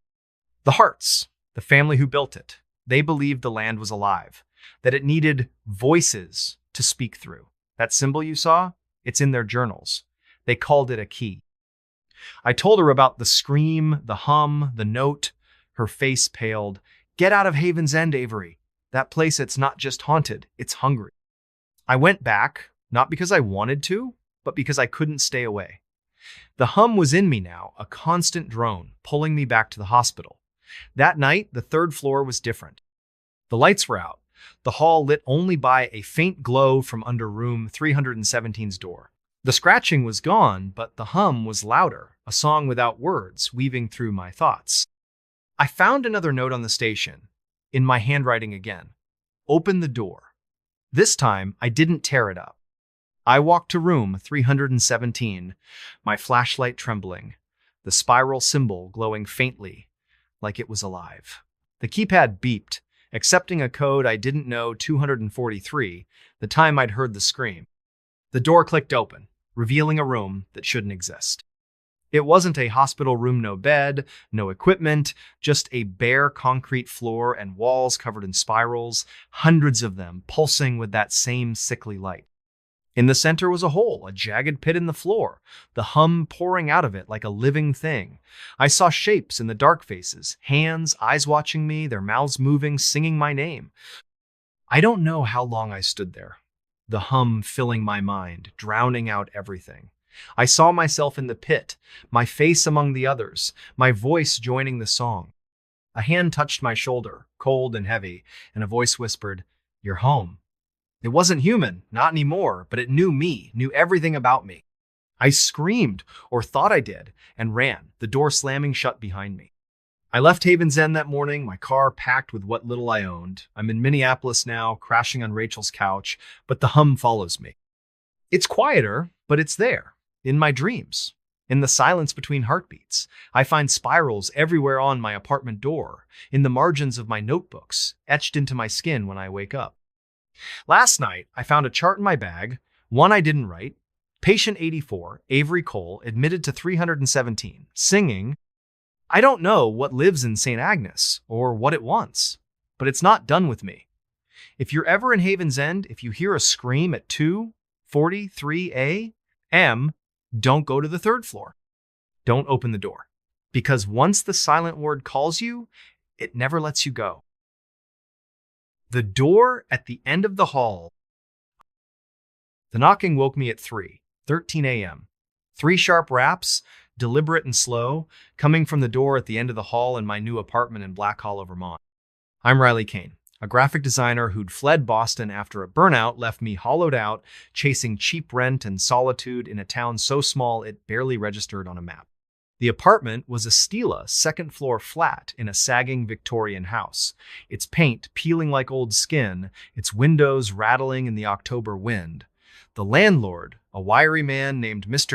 Harrow, had handed me the keys with a warning, "Don't bother with the door at the end of the hall. It's locked. Always has been." I'd nodded, too tired to care, but that night, the knocking changed everything. The sound wasn't loud, but it was wrong to, precise, too measured, like someone was testing the door's strength. I lay in bed, my heart thudding, staring at the ceiling where shadows danced in the moonlight.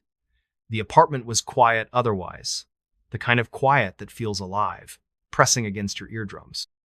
I waited, breath held, for another knock. Nothing. Just the faint creak of the old house settling, or so I told myself. But sleep wouldn't come. The air felt thick, heavy with the smell of dust and something sharper, like wet iron. I got up, my bare feet cold on the hardwood, and crept to the hallway. The hall was narrow, its wallpaper faded to a sickly yellow, curling at the edges. At the far end, maybe 20 feet away, was the door Mr. Harrow had mentioned plain wood, no knob, just a rusted keyhole and a faint crack running down its center. I'd barely noticed it when I moved in, assuming it led to storage or a sealed-off room. Now, it seemed to loom, the shadows around it deeper, almost liquid. I stood there, my phone's flashlight casting a weak beam, and listened. No knocking, no sound, just the hum of my own pulse. But as I turned away, I saw a faint scratch on the doorframe, thin and jagged, like a claw mark. I didn't sleep after that. The next morning, I called Mr. Harrow, my voice shaky as I asked about the door. "Told you, don't bother with it," he snapped, his tone clipped. "Old house, old quirks. Leave it be." He hung up before I could press him. I tried to focus on work, setting up my laptop in the cramped living room, but my eyes kept drifting to the hall. The scratch was still there, deeper than I'd thought, and beside it was another, fresher, like it had been carved while I was on the phone. Black Hollow was a ghost of a town, a cluster of clapboard houses and a general store that doubled as a post office, nestled in a valley where the trees grew too dense and the fog never quite lifted. I went to the store that afternoon, hoping to dig up some local gossip. The clerk, an older woman named Esther, with eyes like chipped flint, gave me a tight smile when I mentioned the apartment. "Harrow's place, huh?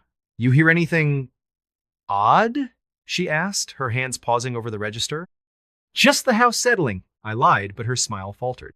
"Mind the door at the end," she said, her voice low. "Folks who live there, they don't stay long." She wouldn't say more, just handed me my change and turned away. Back at the apartment, I couldn't focus. The air felt heavier, the iron smell stronger, seeping from the hall. I searched online for anything about the house, but Black Hollow was a black Heleno records, no history, just a few mentions of a fire in the 1920s that gutted half the town. The house, though, was older, built in 1890 by a family called the Wickers. They'd vanished by 1900, no trace, no explanation. I found a grainy photo on an obscure blog, showing the house in its prime, the door at the end of the hall clearly visible, unmarked, its keyhole glinting like an eye. That night, the knocking came again. 3:13 a.m., 3 raps, slow and deliberate. I didn't move, just lay there, my breath shallow, listening. The knock stopped, but then I heard something worsey whisper, soft and garbled like a voice underwater, coming from the other side of the door. "Riley? Open." My name, clear as day, sent a chill down my spine. I grabbed my phone, ready to call someone in, but the screen was dead. Its battery drained despite being fully charged an hour ago. I stayed up, sitting on the couch with a kitchen knife, staring at the hall. The whispers didn't stop, weaving through the silence, my name over and over, mixed with words I couldn't catch. By dawn, I was exhausted, my eyes burning, but I went to the door. The scratches were deeper, forming a pattern Nawa spiral with jagged edges, like the one I'd seen in the old photo, carved into the house's foundation. I touched it, and the wood was warm, almost pulsing, like it was alive. I went back to the general store, desperate for answers. Esther was there, but her demeanor had changed colder, her eyes avoiding mine. "You heard it, didn't you?" she said, not a question. "The door calls, folks. Always has. Wickers built it, said it was a way to speak to the valley. Most who hear it leave, some don't." "What's behind it?" I asked, my voice barely a whisper. She shook her head. "Don't know. Don't want to. Last tenant, girl named Clara, she tried to find out. Found her car down by the river, empty. Door was scratched to hell after that." I left, my mind racing. Back at the apartment, I tried to work, but the whispers were louder now, even in daylight, seeping through the walls. I found more scratches in the windows, the floor, even the back of my laptop, all forming that same spiral. I called a friend, Sam, a journalist in Burlington, and sent him photos of the door, the scratches, the house. He called back an hour later, his voice tense.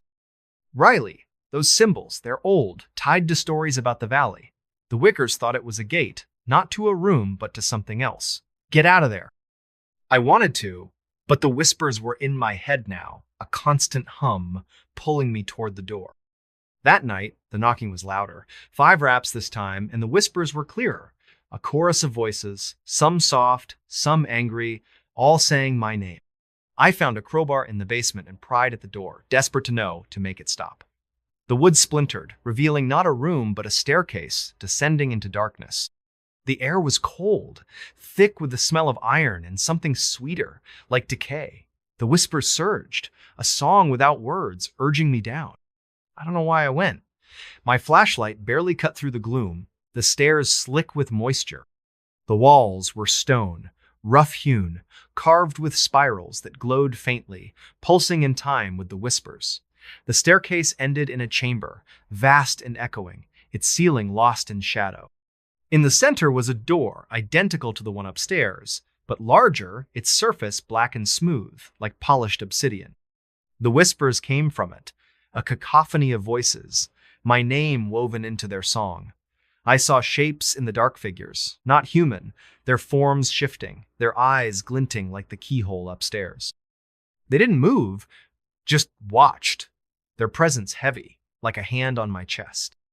I reached for the door, my hand trembling, and felt it warm, alive, the spirals moving under my fingers.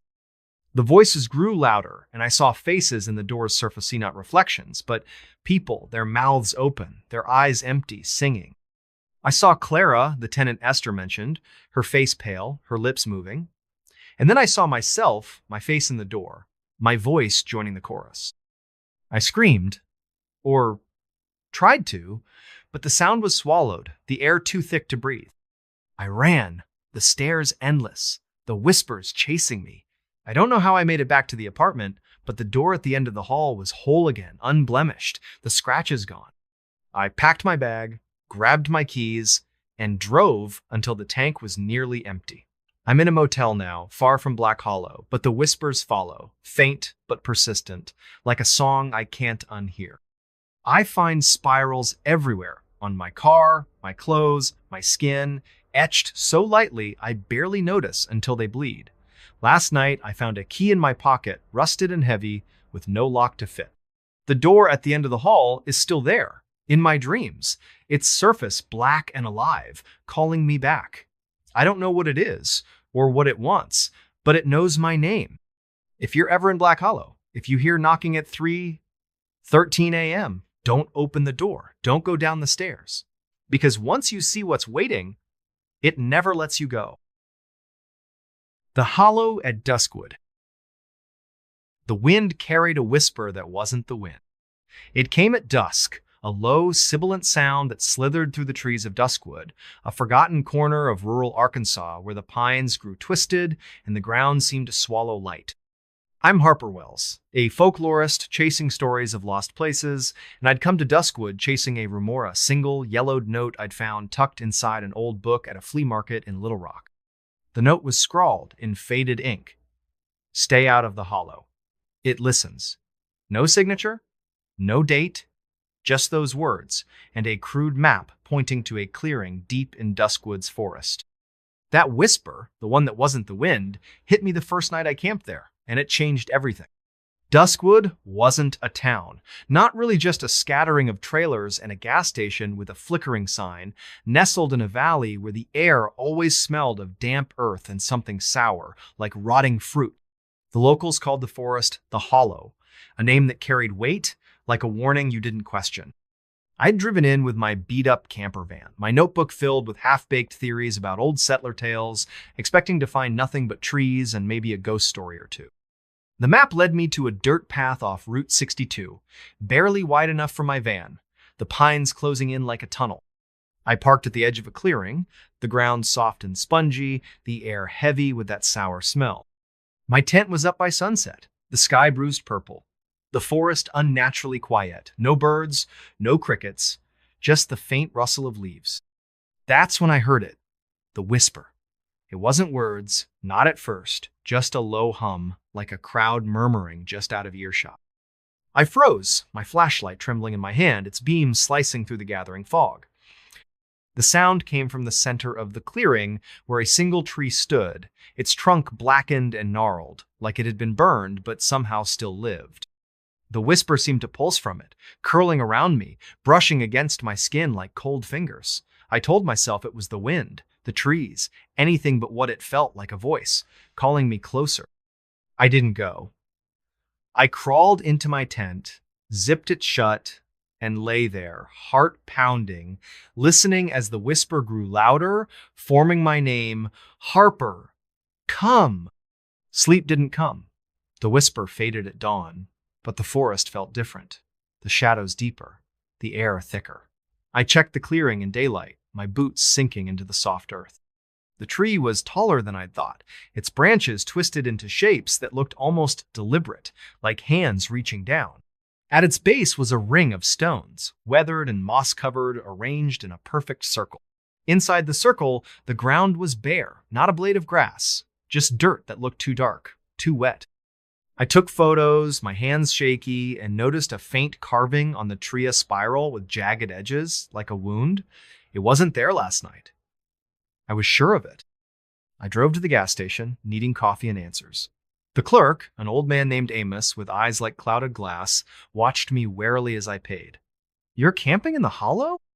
he asked, his voice gravelly. "Heard anything yet?" "Just the wind," I lied, my skin prickling. He leaned closer, his breath sour with tobacco. "Ain't the wind. Hollow's got a voice. You hear it. You're marked. Don't go back tonight."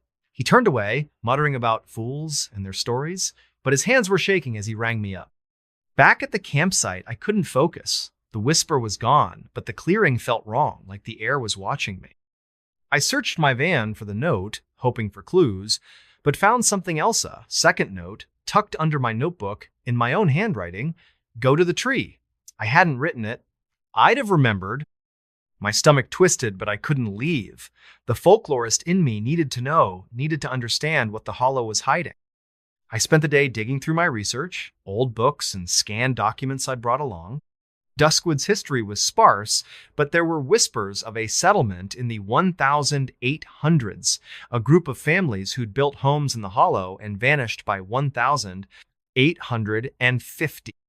The locals blamed disease, but the stories were stranger people hearing voices, walking into the forest, and never coming back. The tree in the clearing was mentioned once, in a journal fragment from a preacher named Elias Ward. The hollow speaks through the tree, it chooses its voices, and they sing forever. The spiral symbol was there too, sketched in the margin, labeled the mark of the listener. That night, the whisper came again, sharper, more insistent, at exactly 3:13 a.m. I woke with a start, my tent zipper undone, the flap flapping in a breeze that wasn't there. The whisper was louder, a chorus now, voices overlapping, some soft, some angry, all calling my name. I grabbed my flashlight and stepped outside, the air cold and heavy, smelling of rot and iron. The tree was glowing faintly, its spiral carving pulsing like a heartbeat. I approached, my boots sinking deeper, the ground almost sucking at my feet.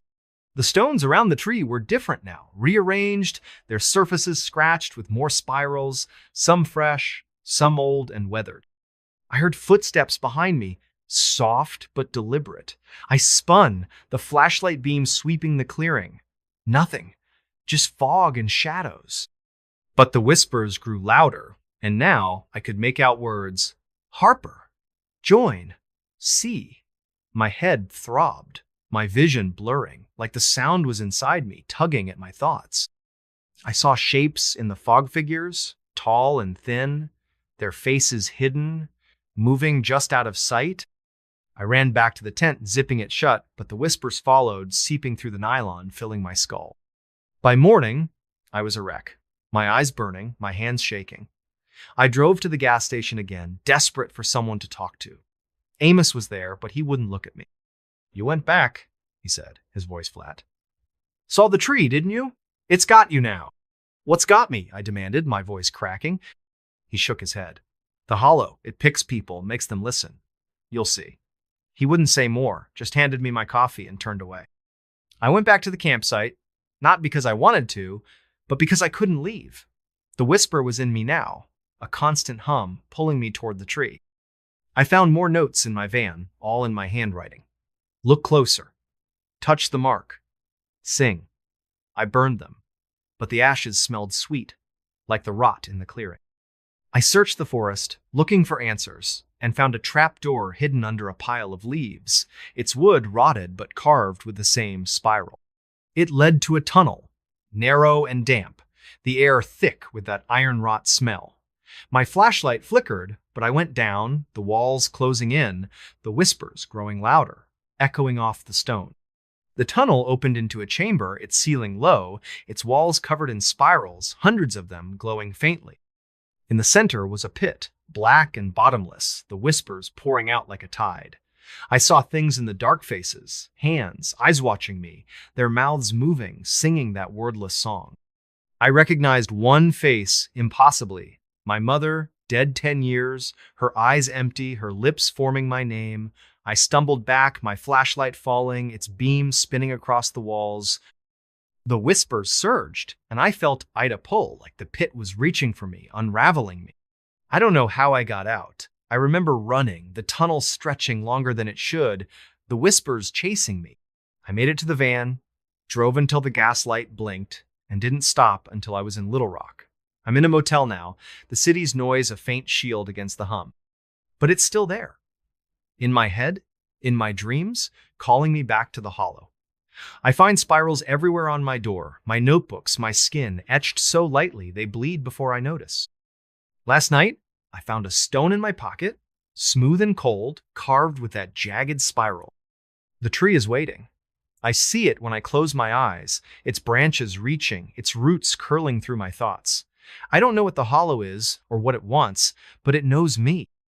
If you're ever in Duskwood, if you hear a whisper that isn't the wind, don't go to the clearing. Don't touch the tree, because once it chooses you, it never lets go. The villa at Red Pines. The light flickered at exactly 2:47 a.m. Not a power surge, not a loose bulb, but a single, deliberate pulse that made the shadows in the villa twist like living things. I'm Quinn Adler, a travel writer burned out from city life, chasing solitude in Red Pines, a nowhere town in northern Idaho where the forest swallowed the horizon. I'd rented the villa, sprawling century-old house on the edge of town, because it was cheap and promised quiet.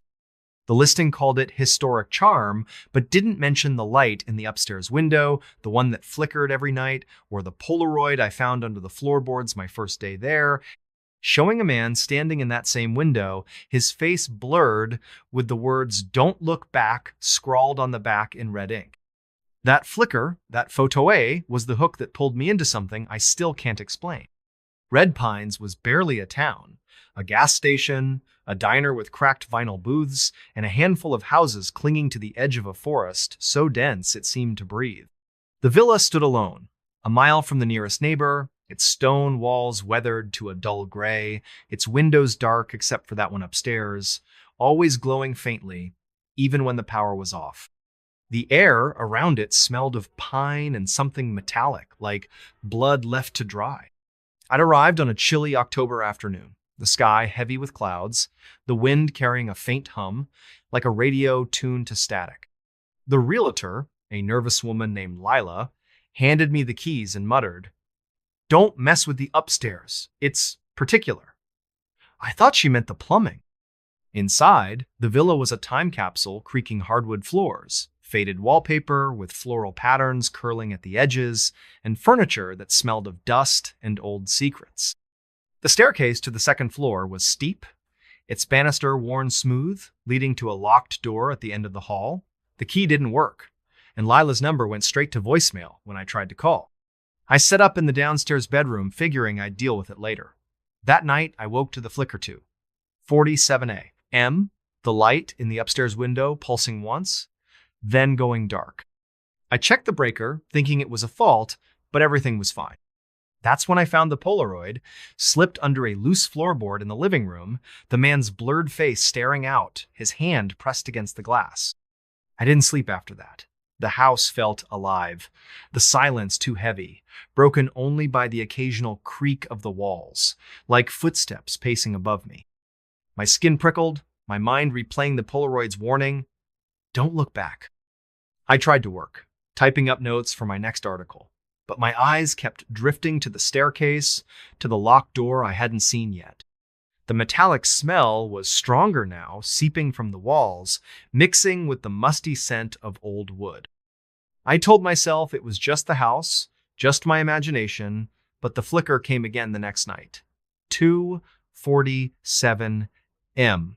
And this time, I heard something a whisper, faint and garbled, like a voice trapped in static, coming from upstairs. "Quinn, see?" I went to the diner the next morning, needing coffee and answers. The waitress, an older woman named Dot, with eyes that didn't blink enough, poured me a cup and leaned in when I mentioned the villa. "You're staying at the old Hartwell place?" she said, her voice low. "Heard anything yet?" "Just the wind," I lied, my hands tightening around the mug. She didn't buy it. That house don't like guests. Last folks who stayed there, a couple from Boise, left after a week. Said the lights kept talking. She wouldn't say more. Just shuffled off, muttering about bad ground. I asked around, but the locals were cagey. Their answers, vague stories of the Hartwell family, who'd built the villa in the 1890s and vanished by 1910, of lights that flickered without power, of whispers no one could trace. One man, an old-timer named Cal, grabbed my arm as I left. "Don't look behind you," he said, his breath sour with whiskey. "Not when the light goes on." Back at the villa, I couldn't focus. The whisper was louder now, even in daylight, weaving through the hum of the forest outside. I searched the house, looking for clues, and found a trap door in the pantry, its hinges rusted, its wood carved with a spiral symbol jagged, like a scar. I pried it open, the air below cold and damp, smelling of iron and decay. My flashlight revealed a narrow staircase, descending into darkness. I didn't go down. Not then. But I couldn't shake the feeling that something was waiting, listening. That night, the flicker came again, 2:47 a.m., but this time the whisper was clearer, my name sharp and insistent. "Quinn, come." I climbed the stairs, my heart pounding, the key suddenly working in the locked door. The upstairs hall was long, its wallpaper peeling, the air thick with that metallic smell. At the end was a room, its door ajar, the flickering light spilling out. Inside was a single window, the one I'd seen from below, its glass smeared with something dark, like blood wiped away. On the floor was another Polaroid, showing me standing in that room, my face blank, my eyes too dark. I hadn't taken it, I hadn't been here before.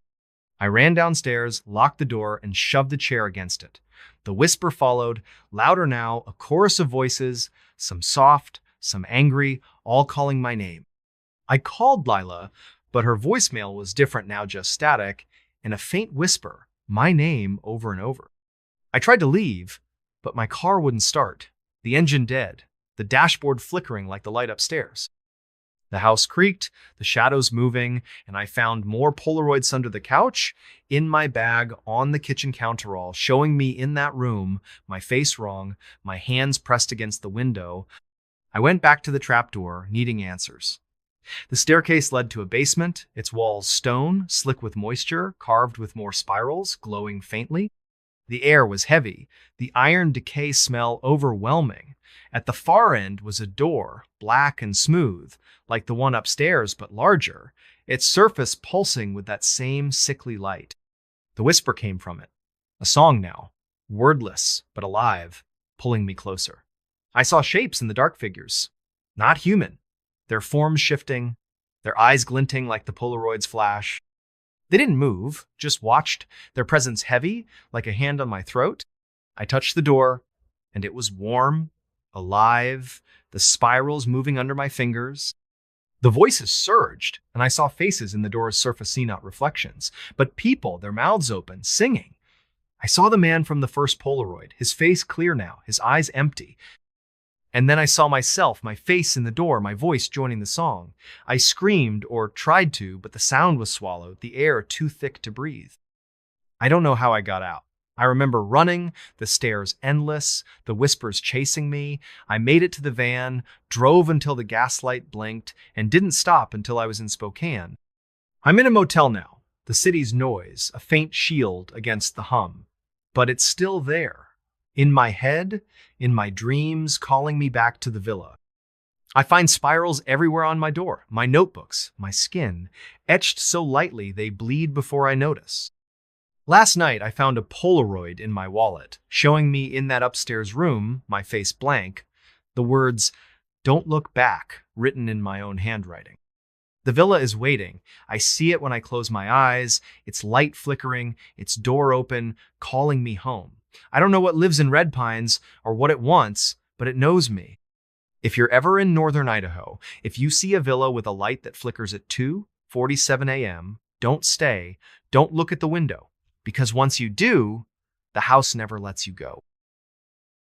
The shadow on the sill. The shadow moved at 4:12 a.m.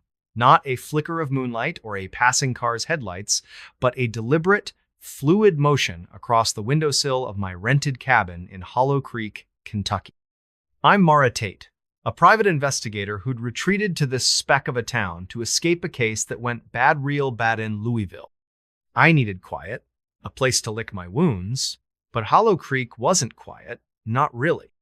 The cabin, a weathered box of logs perched on a hill overlooking a dense forest, came with a warning from the owner, a grizzled man named Amos. Don't open the window by the bed. Not ever. I thought he was joking, or maybe just superstitious, until I saw that shadow and found the note slipped under my door the next morning. It saw you. Don't look again. The handwriting wasn't mine, and it wasn't Amos's. Hollow Creek was barely a Tona gas station, a bar with a flickering neon sign, and a scattering of homes swallowed by the pines. The air was heavy with the scent of damp moss and something acrid, like burned metal, that clung to the back of my throat. I'd arrived in late October, the sky a bruised gray, the forest so thick it seemed to pulse with its own rhythm. The cabin was cheap, isolated, perfect for disappearing. It had one bedroom, a sagging couch, and a kitchen that smelled of mildew and old grease.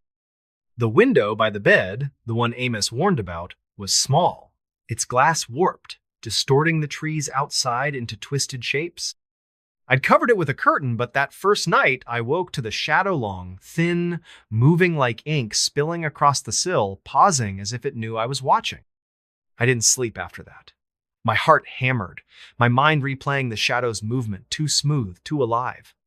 The cabin was silent, but the silence felt wrong, like it was waiting. I checked the door, the locks, the windows, everything was secure, but the air was thick, heavy with that burned metal smell. I told myself it was a trick of the light, a branch swaying in the wind, but the note under the door changed everything. It was on yellowed paper, the ink fresh, the words jagged, like they'd been written in a hurry. I called Amos, my hands shaking, but his phone went to voicemail, his message a curt, "Leave a message, I'm out." The next day, I drove to the bar, needing answers. The place was dim, smelling of stale beer and cigarette smoke. The bartender, a woman named Ruth with eyes like chipped ice, poured me a coffee and listened as I described the shadow, the note. "You're at the old Whitaker cabin," she said, not a question. "Folks, don't stay there long. That window, it's got a history." "What kind?" I asked, my voice steadier than I felt. She leaned closer, her voice low. "Whitakers built that place in the 1880s. Said the forest talked to them through the window. Last Whitaker, a girl named Eliza, disappeared in 92. Left a note like yours," said the shadow was watching. Ruth turned away, busying herself with a rag, but I caught the fear in her eyes. I went back to the cabin, the note burning a hole in my pocket. The forest felt closer now, the trees leaning in, their branches scratching the roof like fingers.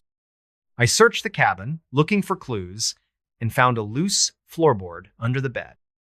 Beneath it was a tin box, rusted and heavy, containing a journal pages, yellowed, ink faded, but the handwriting clear. It belonged to Eliza Whitaker, dated 1992. She wrote about the shadow, how it came every night at 4:12 a.m., how it whispered her name, how it moved inside the window, not outside. The last entry was a single line. It's not a shadow, it's me. My stomach twisted. I checked the window, the curtain still in place, but the glass was cold, too cold, like it was pulling heat from the room. That night, the shadow came again. 4:12 a.m., sliding across the sill, slow and deliberate, like it was testing the curtain's edge. The whisper followed, soft and guttural, my name woven into a sound that wasn't words. Mara, look. I didn't. I sat on the couch, my gun in my lap, staring at the curtain, waiting for dawn. But the whisper didn't stop, and by morning, another note was under the door. You looked. It knows. I hadn't looked. I was sure of it. But the note felt like an accusation, heavy in my hand. I drove to the gas station, hoping to find Amos, but the clerk, a kid with nervous eyes, said he'd been gone for days. You're at the Whitaker place? He asked, his voice cracking. Get out. That window? It ain't right. He wouldn't say more, just handed me my change and turned away. Back at the cabin, I couldn't think straight. The whisper was louder now, even in daylight, a hum that vibrated in my bones. I found more notes under my pillow, in my bag, tucked inside the journal, in that same jagged handwriting, all saying the same thing. Look. I burned them, but the ashes smelled wrong, sweet and metallic, like the forest itself. I searched the cabin again, finding scratches on the walls, the floor, the window frame within, precise, forming a spiral pattern that matched one in Eliza's journal, labeled The Mark of the Watcher. I called a friend, Lena, a retired cop in Louisville, and sent her photos of the notes, the journal, the scratches. She called back, her voice tight. Mara, that symbol, it's old, tied to stories about the forest. The Whitakers thought it was a door, not to a place, but to something. Get out of there! Now. I wanted to, but the whisper was in my head, a constant pull, urging me to the window. I covered it with a blanket, nailed it shut, but the shadow came anyway. 4:12 a.m. Moving through the blanket, its form sharper now, like a silhouette of me, but wrong too tall, too thin, its head tilted at an impossible angle. I didn't sleep. I sat by the door, gun in hand, listening as the whisper grew into a chorus, voices overlapping, some soft, some screaming, all saying my name. I found another note, this time inside my coat pocket. You're already here. My handwriting, but not mine. I tore it up, my hands shaking, and decided to leave. I packed my bag, grabbed my keys, but the car wouldn't start, the engine dead, the dashboard flickering like the shadow on the sill. Desperate, I pried open the window frame, needing to know. The glass was smooth, but the wood was warm, pulsing, the spiral scratches glowing faintly. The shadow was there, inside the glass, not outside. Its form shifting, my face staring back, but not my face me. Eyes were empty, my mouth open, whispering. I smashed the window, the glass shattering, but the shadow didn't move. It reached out, its fingers brushing the air, and I felt Ida tug, like something pulling at my core, unraveling me. I ran, leaving everything, my bag, my gun, my sanity. The forest was a blur, the trees closing in, their branches snagging my clothes. I made it to the gas station, hitchhiked to Lexington, and didn't stop until I was in a motel. The city's noise, a faint shield against the whisper. But it's still there. In my head, in my dreams, calling me back to the cabin. I find spirals everywhere on my door, my skin, my mirror, etched so lightly they bleed before I notice. Last night, I found a note in my wallet, in my handwriting. Look behind you. I don't look. I can't. But the shadow is there in every reflection, every dark corner, waiting. I see it when I close my eyes. Its form sharper, my face clearer, whispering my name. I don't know what lives in Hollow Creek, or what it wants, but it knows me. If you're ever in Kentucky, if you see a cabin with a window that doesn't look right, don't stay. Don't look at the sill. Because once the shadow sees you, it never lets you go. The last guest at the Starlight Motel. The neon sign flickered like a dying heartbeat. casting a sickly pink glow over the cracked asphalt of the Starlight Motel's parking lot. I found the place by accident, or so I thought, when my car broke down on a lonely stretch of Route 17 in rural Nevada. My name's Nora Quinn, a freelance journalist chasing a story about forgotten towns in the Mojave Desert. It was October, the air sharp with the scent of sagebrush and dust, and I was stranded, my old Honda Civic coughing its last breath 10 miles from anywhere. The motel was the only sign of life, a squat, U-shaped building with peeling paint and a half-lit sign that read, Starlight Motel, Vacancy. Below it, in smaller letters, someone had scrawled in marker, last room left. I grabbed my backpack and trudged toward the office, the gravel crunching under my boots. The silence was oppressive, broken only by the faint buzz of the neon and a distant coyote's howl. The office door creaked as I pushed it open, releasing a musty smell of stale coffee and cigarette smoke. A bell above the door jingled, too loud in the quiet. Behind the counter sat a man, gaunt and pale, his eyes sunken like he hadn't slept in years. His name tag read, Cliff. He didn't look up from the crossword puzzle he was scribbling in, but his voice was low, raspy. Last room's yours, number 13, keys on the hook. I glanced at the wall behind him, where a single key dangled from a rusted hook, the tag marked 13 in faded red ink. You don't need my name or anything? I asked, fishing for my wallet. He shook his head, still not looking up. Don't need it. Just sign the book. He slid a leather-bound ledger across the counter, its pages yellowed and curling. I scrawled my name, noticing the last entry was dated 3 months ago. John Doe, room 13. The handwriting was shaky, the ink smudged like it had been written in a hurry. I handed over a 20, but Cliff waved it away. First night's free, you'll need it. The words hung in the air, heavy with meaning I couldn't grasp. I took the key, its metal cold against my palm, and headed to room 13. The motel was eerily quiet. The other rooms dark, their curtains drawn tight. My room was at the far end of the U, its door slightly ajar, as if someone had just left. The air inside was damp, smelling of mildew and something metallic, like old pennies. A single bulb flickered overhead, casting long shadows across the faded wallpaper. The bed was made, but the sheets were threadbare, stained with faint brown spots.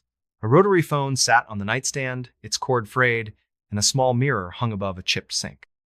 I locked the door, double-checked it, and tried to shake the feeling that I wasn't alone.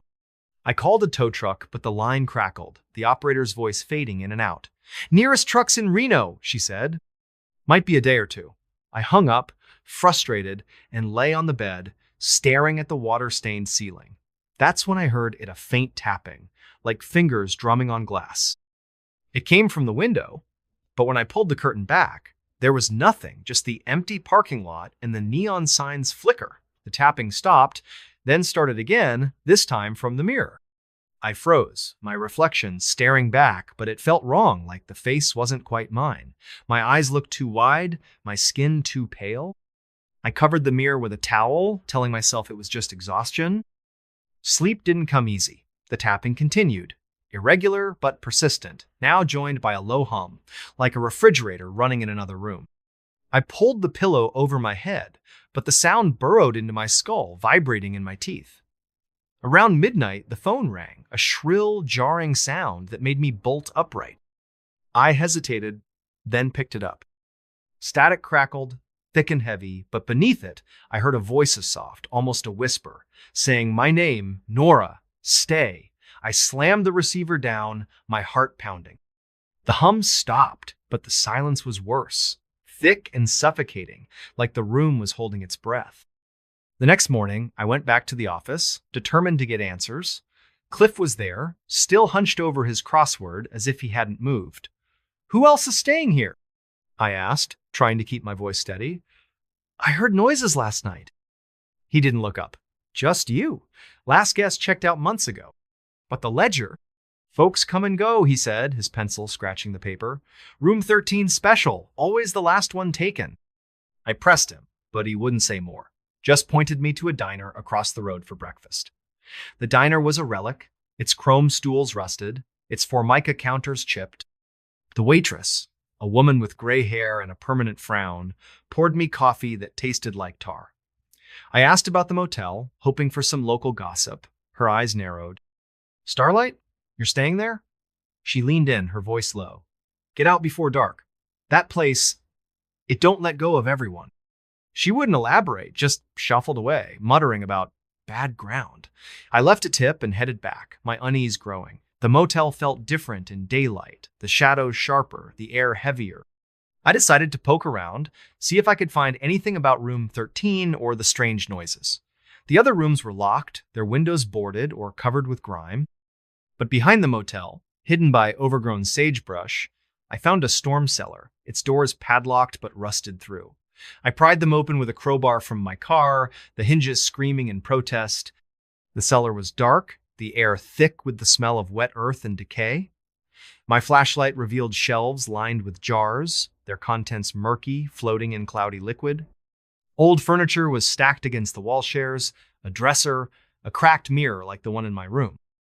In the corner, under a tarp, was a box of papers, receipts, maintenance logs, and a guest ledger, different from the one in the office. Its pages were filled with names, all for room 13, dating back decades. Each entry had a note beside it. Didn't leave, gone by morning, heard the song. My name was there too, in my own handwriting, dated yesterday. But I hadn't written in this ledger. I'd signed the one in the office. My hands shook as I stuffed the ledger into my backpack. I needed to get out, tow truck or not. But as I climbed out of the cellar, I heard it again, the tapping, louder now, coming from the direction of my room. I ran back, my boots slipping on the gravel, and found the door to room 13 wide open. Inside, the mirror was uncovered, the towel neatly folded on the bed. My reflection stared back, but it wasn't right. My eyes were wrong, too dark, and my mouth was moving, humming a tune I didn't know. I grabbed my bag and bolted for the car, but the key wouldn't turn. The engine sputtered, then died, the dashboard lights flickering like the neon sign. The tapping was everywhere now, on the windows, the roof, the hood, a relentless rhythm that matched the hum in my head. I stumbled out, the desert air cold against my skin, and ran toward the highway, hoping to flag down a car. But the road was empty. The horizon swallowed by a creeping fog that hadn't been there an hour ago. I don't know how long I walked, but the motel kept appearing, no matter which direction I went. The neon sign glowed brighter, the words, "Last room left," pulsing like a lure. I tried to call for help, but my phone was dead. Its screen cracked, showing a photo I hadn't taken. Me standing in room 13, my face blank, my hands pressed against the mirror. Desperate, I went back to the office. Cliff was gone, the crossword abandoned, half finished. The ledger was open, my name now circled in red ink with a new note, singing. I tore through the office, looking for anything, a phone, a map, a way out. In a drawer, I found a Polaroid, faded but clear. A woman in room 13, her face pale, her eyes empty, standing in front of the mirror. On the back, in the same shaky handwriting as the ledger, "She stayed too long." The hum was louder now, a song without words, pulling me back to room 13. I fought it, my nails digging into my palms, but my feet moved anyway, step by step, until I was standing in the room again. The mirror was waiting, its surface rippling like water. My reflection smiled, but I wasn't smiling. It raised a hand, beckoning, and I felt it tug, not just in my mind, but in my chest, like something was unraveling inside me. I don't know how I broke free. I remember screaming, smashing the mirror with the phone, glass shattering across the floor. The hum stopped, the room silent, but the air was thick, heavy with the scent of blood. I ran, leaving everything, my bag, my car, my sanity. I hitchhiked to Reno, my hands trembling, my mind replaying the song I couldn't shake. I told myself it was over, that I'd escaped. But it's not over. The hum is still there, faint but growing, like a radio signal tuning in. At night, I see the motel in my dreams, the neon sign flickering, the mirror whole again, my reflection waiting. Last week, I found a key in my pocket, rusted and cold, marked 13. I live in a city now, far from the desert, but yesterday, I saw Ita neon sign in an alley, flickering pink, the words, "Last room left," glowing in the dark. I don't sleep anymore. The song is louder, and sometimes I catch myself humming along, my voice, not my own. I don't know what the Starlight Motel is, or what it wants, but it's not done with me. If you're ever on Route 17, if you see a neon sign in the desert, keep driving. Don't stop. Don't take the key, because once you check into room 13, you never check out. The Hollow Choir. The rain came down in sheets, a relentless gray curtain that blurred the world beyond the windshield. I was driving home from a weekend in Portland, my headlights cutting weak beams through the storm as I navigated the winding backroads of Southern Oregon. The radio had long since fizzled into static, leaving only the rhythmic thump of wipers and the hiss of tires on wet asphalt. I was tired, bone tired after a fight with my girlfriend that had left me raw and restless. Maybe that's why I didn't notice the sign at first. It was small, rusted, leaning crookedly at the edge of the road like it had been forgotten for decades. Hollow Creek, 3 miles. I frowned, squinting through the rain. I'd driven this route 100 times, and I'd never seen a turnoff for any place called Hollow Creek. My GPS was useless out here, the screen stuck on a loading spiral, so I figured it was just an old logging road or some ghost town marker. Still, something about it tugged at me, a faint, uneasy pull, like a whisper you can't quite hear but feel in your chest. I kept driving, the sign fading into the rearview mirror, but the name stuck with me. Hollow Creek. It sounded wrong, like a name you'd find scratched into the bark of a tree in a place nobody goes. 10 minutes later, the rain got worse. A deluge that turned the road into a river. My old Civic started to hydroplane, the wheel jerking in my hands. I cursed, slowing to a crawl, when my headlights caught something up ahead, a flicker of white through the trees. It was a figure. A woman, maybe, standing motionless at the edge of the road. She was dressed in something pale, a dress or a nightgown, soaked through and clinging to her skin. Her hair hung in dark, wet strands over her face, and she was just standing there, head tilted slightly, like she was listening to something I couldn't hear. My stomach twisted. This was the middle of nowhere, miles from any house or gas station. Nobody should be out here, not in this storm. I slowed the car to a stop, my hands tight on the wheel. Part of me wanted to keep driving every horror movie I'd ever seen, screamed at me to do just that, but she looked like she needed help. I rolled down the window, rain spattering my face. "Hey," I called, my voice barely cutting through the downpour. "You okay? Need a ride?" She didn't move, didn't even flinch, just stood there, her head tilted, her body unnaturally still. The air felt heavy, like the storm was pressing down on me, and I swear I heard something, a low hum, like a distant choir, rising and falling with the wind. I leaned out further, shouting again, but before I could say anything else, she turned and walked into the trees. Not ran. Walked. Slow, deliberate, like she knew exactly where she was going. I sat there, heart pounding, staring at the spot where she'd vanished. The hum was gone, replaced by the drumming rain and my own uneven breathing. I told myself it was nothing. A drifter maybe, or someone from a nearby campsite. But the unease lingered, sharp and cold, like a blade against my spine. I glanced at the dashboard clock, 11:47 p.m., and decided I needed to get moving. That's when I saw the sign again. Hollow Creek, 3 miles. My breath caught. It was the same sign, same rusted edges, same faded letters, but I hadn't turned around. I'd been driving straight, no loops, no detours. There was no way it could be here again. I pressed the gas, harder than I meant to, the tires spinning before catching. I didn't care. I just wanted to get out of there, away from that sign, that woman, that hum that still echoed faintly in my skull. But the road didn't cooperate. It twisted, narrowed, the trees closing in until their branches scraped the sides of my car. The headlights flickered, and for a split second, I thought I saw her again, standing in the middle of the road, her pale dress glowing in the dark. I slammed on the brakes, my chest heaving, but there was nothing, just rain and shadows. Then the engine died. The silence was worse than the storm. No hum of the motor, no wipers, just the rain hammering the roof like 1,000 tiny fists. I turned the key, but the car only clicked, dead as a stone. My phone was useless, no signal, no GPS, just a blank screen reflecting my own pale face. I sat there, listening to my heartbeat, trying to think. The sign had said Hollow Creek was 3 miles away. If I could find it, maybe there'd be a gas station, a house, something. I grabbed my jacket, zipped it up, and stepped out into the rain. The cold hit me like a slap, soaking me through in seconds. The road was a muddy ribbon, flanked by dense forest that seemed to swallow the light from my flashlight. I started walking, the beam shaking in my hand, catching glimpses of twisted branches and glistening leaves. Every step felt wrong, like I was trespassing in a place that didn't want me. The air smelled of wet earth and something else, something sharp, like ozone or burnt metal. After what felt like an hour, I saw lights ahead, not headlights, but a faint flicker